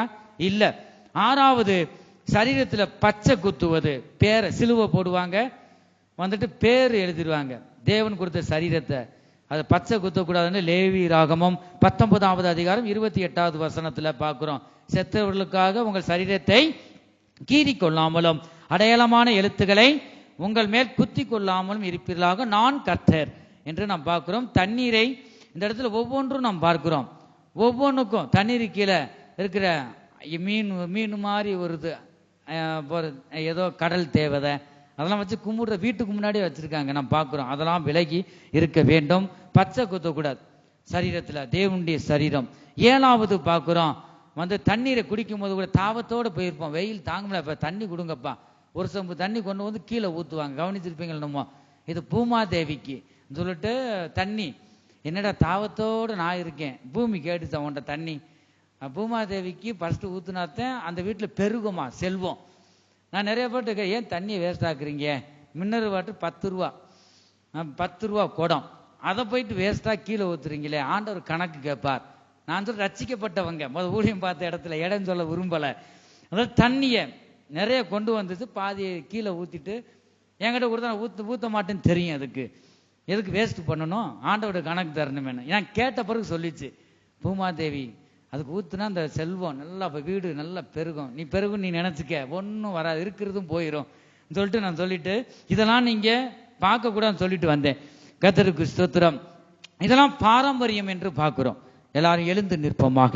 இந்த வேளை கர்த்தரை நோக்கி பார்ப்போம். இந்த பாரம்பரியத்தை செய்கிறவர்கள் தாம் சுன்னத்துக்காரர், இவர்கள் தான் சுன்னத்துக்காரர்கள். இவர்களுக்கு நாம் எச்சரிக்கையாய் இருக்க வேண்டும் என் ஜனமே. நாம் கர்த்தரில் அன்பு கூறுவோமாக. அந்த ராஜாதி ராஜாவை நாம் நோக்கி பார்ப்போமா? அவர் நமக்காக யுத்தம் பண்ணுகிற தேவனாய் இருக்கிறார். எல்லாரும் எழுந்து நின்று திருவசனத்துக்கு நம்மை ஒப்பு கொடுப்போமாக. அவர் வல்லமையுள்ள தேவன். அவர் நமக்குள்ள வந்துட்டான். அவர் பெரிய காரியங்களை செய்வார். உலகத்தில் உள்ளவனில் நம்மில் இருக்கிறவர் பெரியவர் என் ஜனமே. உன் நம்பிக்கையை கர்த்தருடைய நாமத்துல வை. நீ கேட்டுக்கொண்ட காரியத்தை விசுவாசத்தோடு அவரிடம் நீ கேள், அவர் உனக்கு தருவார். உங்கள் தேவனாகிய கர்த்தர் உங்களுக்காக சொன்னபடி அவர் தாமே உங்களுக்காக யுத்தம் பண்ணுவார். ஜெயமோ நம்முடையது, யுத்தமோ கர்த்தருடையது. ஆகையால் உங்கள் தேவனாகிய கர்த்தரில் அன்பு கூறும்படி உங்கள் ஆத்துமாக்களை குறித்து மிகவும் எச்சரிக்கையாயிருங்கள் என்று தேவன் பேசுகிறார். எத்தனை பேர் தேவனில் அன்பு கூறுகிறோம் என் ஜனமே? முக்கியமான நேரத்துக்கு நாம் வந்திருக்கிறோம். நம்மை ஜீவ பலியாக தேவனுக்கு நாம் ஒப்பு கொடுப்போமா? கர்த்தாவே, ஆனா இந்த பாரம்பரியம் எனக்குள்ள ஒரு சிலது இருக்கிறதாப்பா, நீங்க மன்னிங்க. இதா கெவிலி பள்ளி அது பசியில கத்திருக்கும். ஐயோ பாரு ஏதோ நடக்க போகுது, ஏதோ நல்ல வார்த்தை பேசினா இது அதெல்லாம் என்ன பாரம்பரியம். இதெல்லாம் நமக்குள்ள இருக்கக்கூடாது. என் ஜனமே, நாம் வானத்தையும் இந்த பூமியும் சிருஷ்டித்த சர்வ வல்லமையுள்ள தேவனுடைய பிள்ளைகள். நீர் என்னுடையவன், நீர் என்னுடையவள். தேவன் நமக்கு பெரிய திட்டத்தை வைத்திருக்கிறார். ஆகவே இந்த பாரம்பரியம் நமக்குள்ள இருக்கும் போது தேவன் நமக்கு நன்மை செய்ய முடியாது. இது தேவனுடைய ஆசீர்வாதத்துக்கு விரோதமாய் தடையாய் இருக்கக்கூடாது. நமக்குள்ள பாரம்பரியத்தை நாம் தூக்கி எறிவோமாக. அல்லேலூயா. அவரெல்லாம் அன்பு கூறுவோமாக. நம் ஆய திறந்து கர்த்தரை நோக்கி, ஆண்டவரே என்னை சரிப்படுத்துங்கப்பா. தேவனாகிய கர்த்தர் நமக்காக யுத்தம் பண்ணுவார், ஜெயத்தை வாங்கி தருவார். நாம் கர்த்தரில் அன்பு கூற நாம் எச்சரிக்கையாயிருப்போமாக. அல்லேலூயா. நாம் சகலத்திலும் எச்சரிக்கையாயிருந்து தேவன் வரும்போது அவரை சந்திக்க நம்மளை ஆயத்தப்படுத்துவாராக. கர்த்தருக்கு ஸ்தோத்திரம். உம்மைத்தான் நம்பியிருக்கிறோம், உம்மையன்றி யாரும் இல்லையப்பா. உம்மைத்தான் நம்பியிருக்கிறோம், உம்மையன்றி யாரும் இல்லையப்பா. அற்புதம் செய்யுங்கப்பா எங்க வாழ்க்கையில, உம்மைத்தான் நம்பியிருக்கோம் ஏசப்பா. அற்புதம் செய்யுங்கப்பா எங்க வாழ்க்கையில, உம்மைத்தான் நம்பியிருக்கோம் ஏசப்பா. உம்மைத்தான் நம்பியிருக்கிறோம், உம்மையன்றி யாரும் இல்லையப்பா. உம்மைத்தான் நம்பியிருக்கிறோம், உம்மையன்றி யாரும் இல்லையப்பா. அற்புதம் செய்யுங்கப்பா எங்க வாழ்க்கையில, உம்மைத்தான் நம்பியிருக்கோம் ஏசப்பா. அற்புதம் செய்யுங்கப்பா எங்க வாழ்க்கையில, உம்மைத்தான் நம்பியிருக்கோம் ஏசப்பா. உம்மைத்தான் நம்பியிருக்கிறோம், உம்மையன்றி யாரும் இல்லையப்பா. நீங்க தான் ஏதாவது செய்யணும் என்று எதிர்பார்த்து காத்திருக்கிறோம். நீங்க தான் ஏதாவது செய்யணும் என்று எதிர்பார்த்து காத்திருக்கிறோம். நீ சொன்ன வார்த்தைய பிடித்துக் கொண்டு நிற்கிறோம். கொண்டு உங்க கருத்தையே நோக்கி இருக்கிறோம், உங்க முகத்தையே நோக்கி இருக்கிறோம். அற்புதம் செய்யுங்கப்பா எங்க வாழ்க்கையில. என் தேவனே, என் ராஜாவே, அற்புதம் செய்யுங்கப்பா.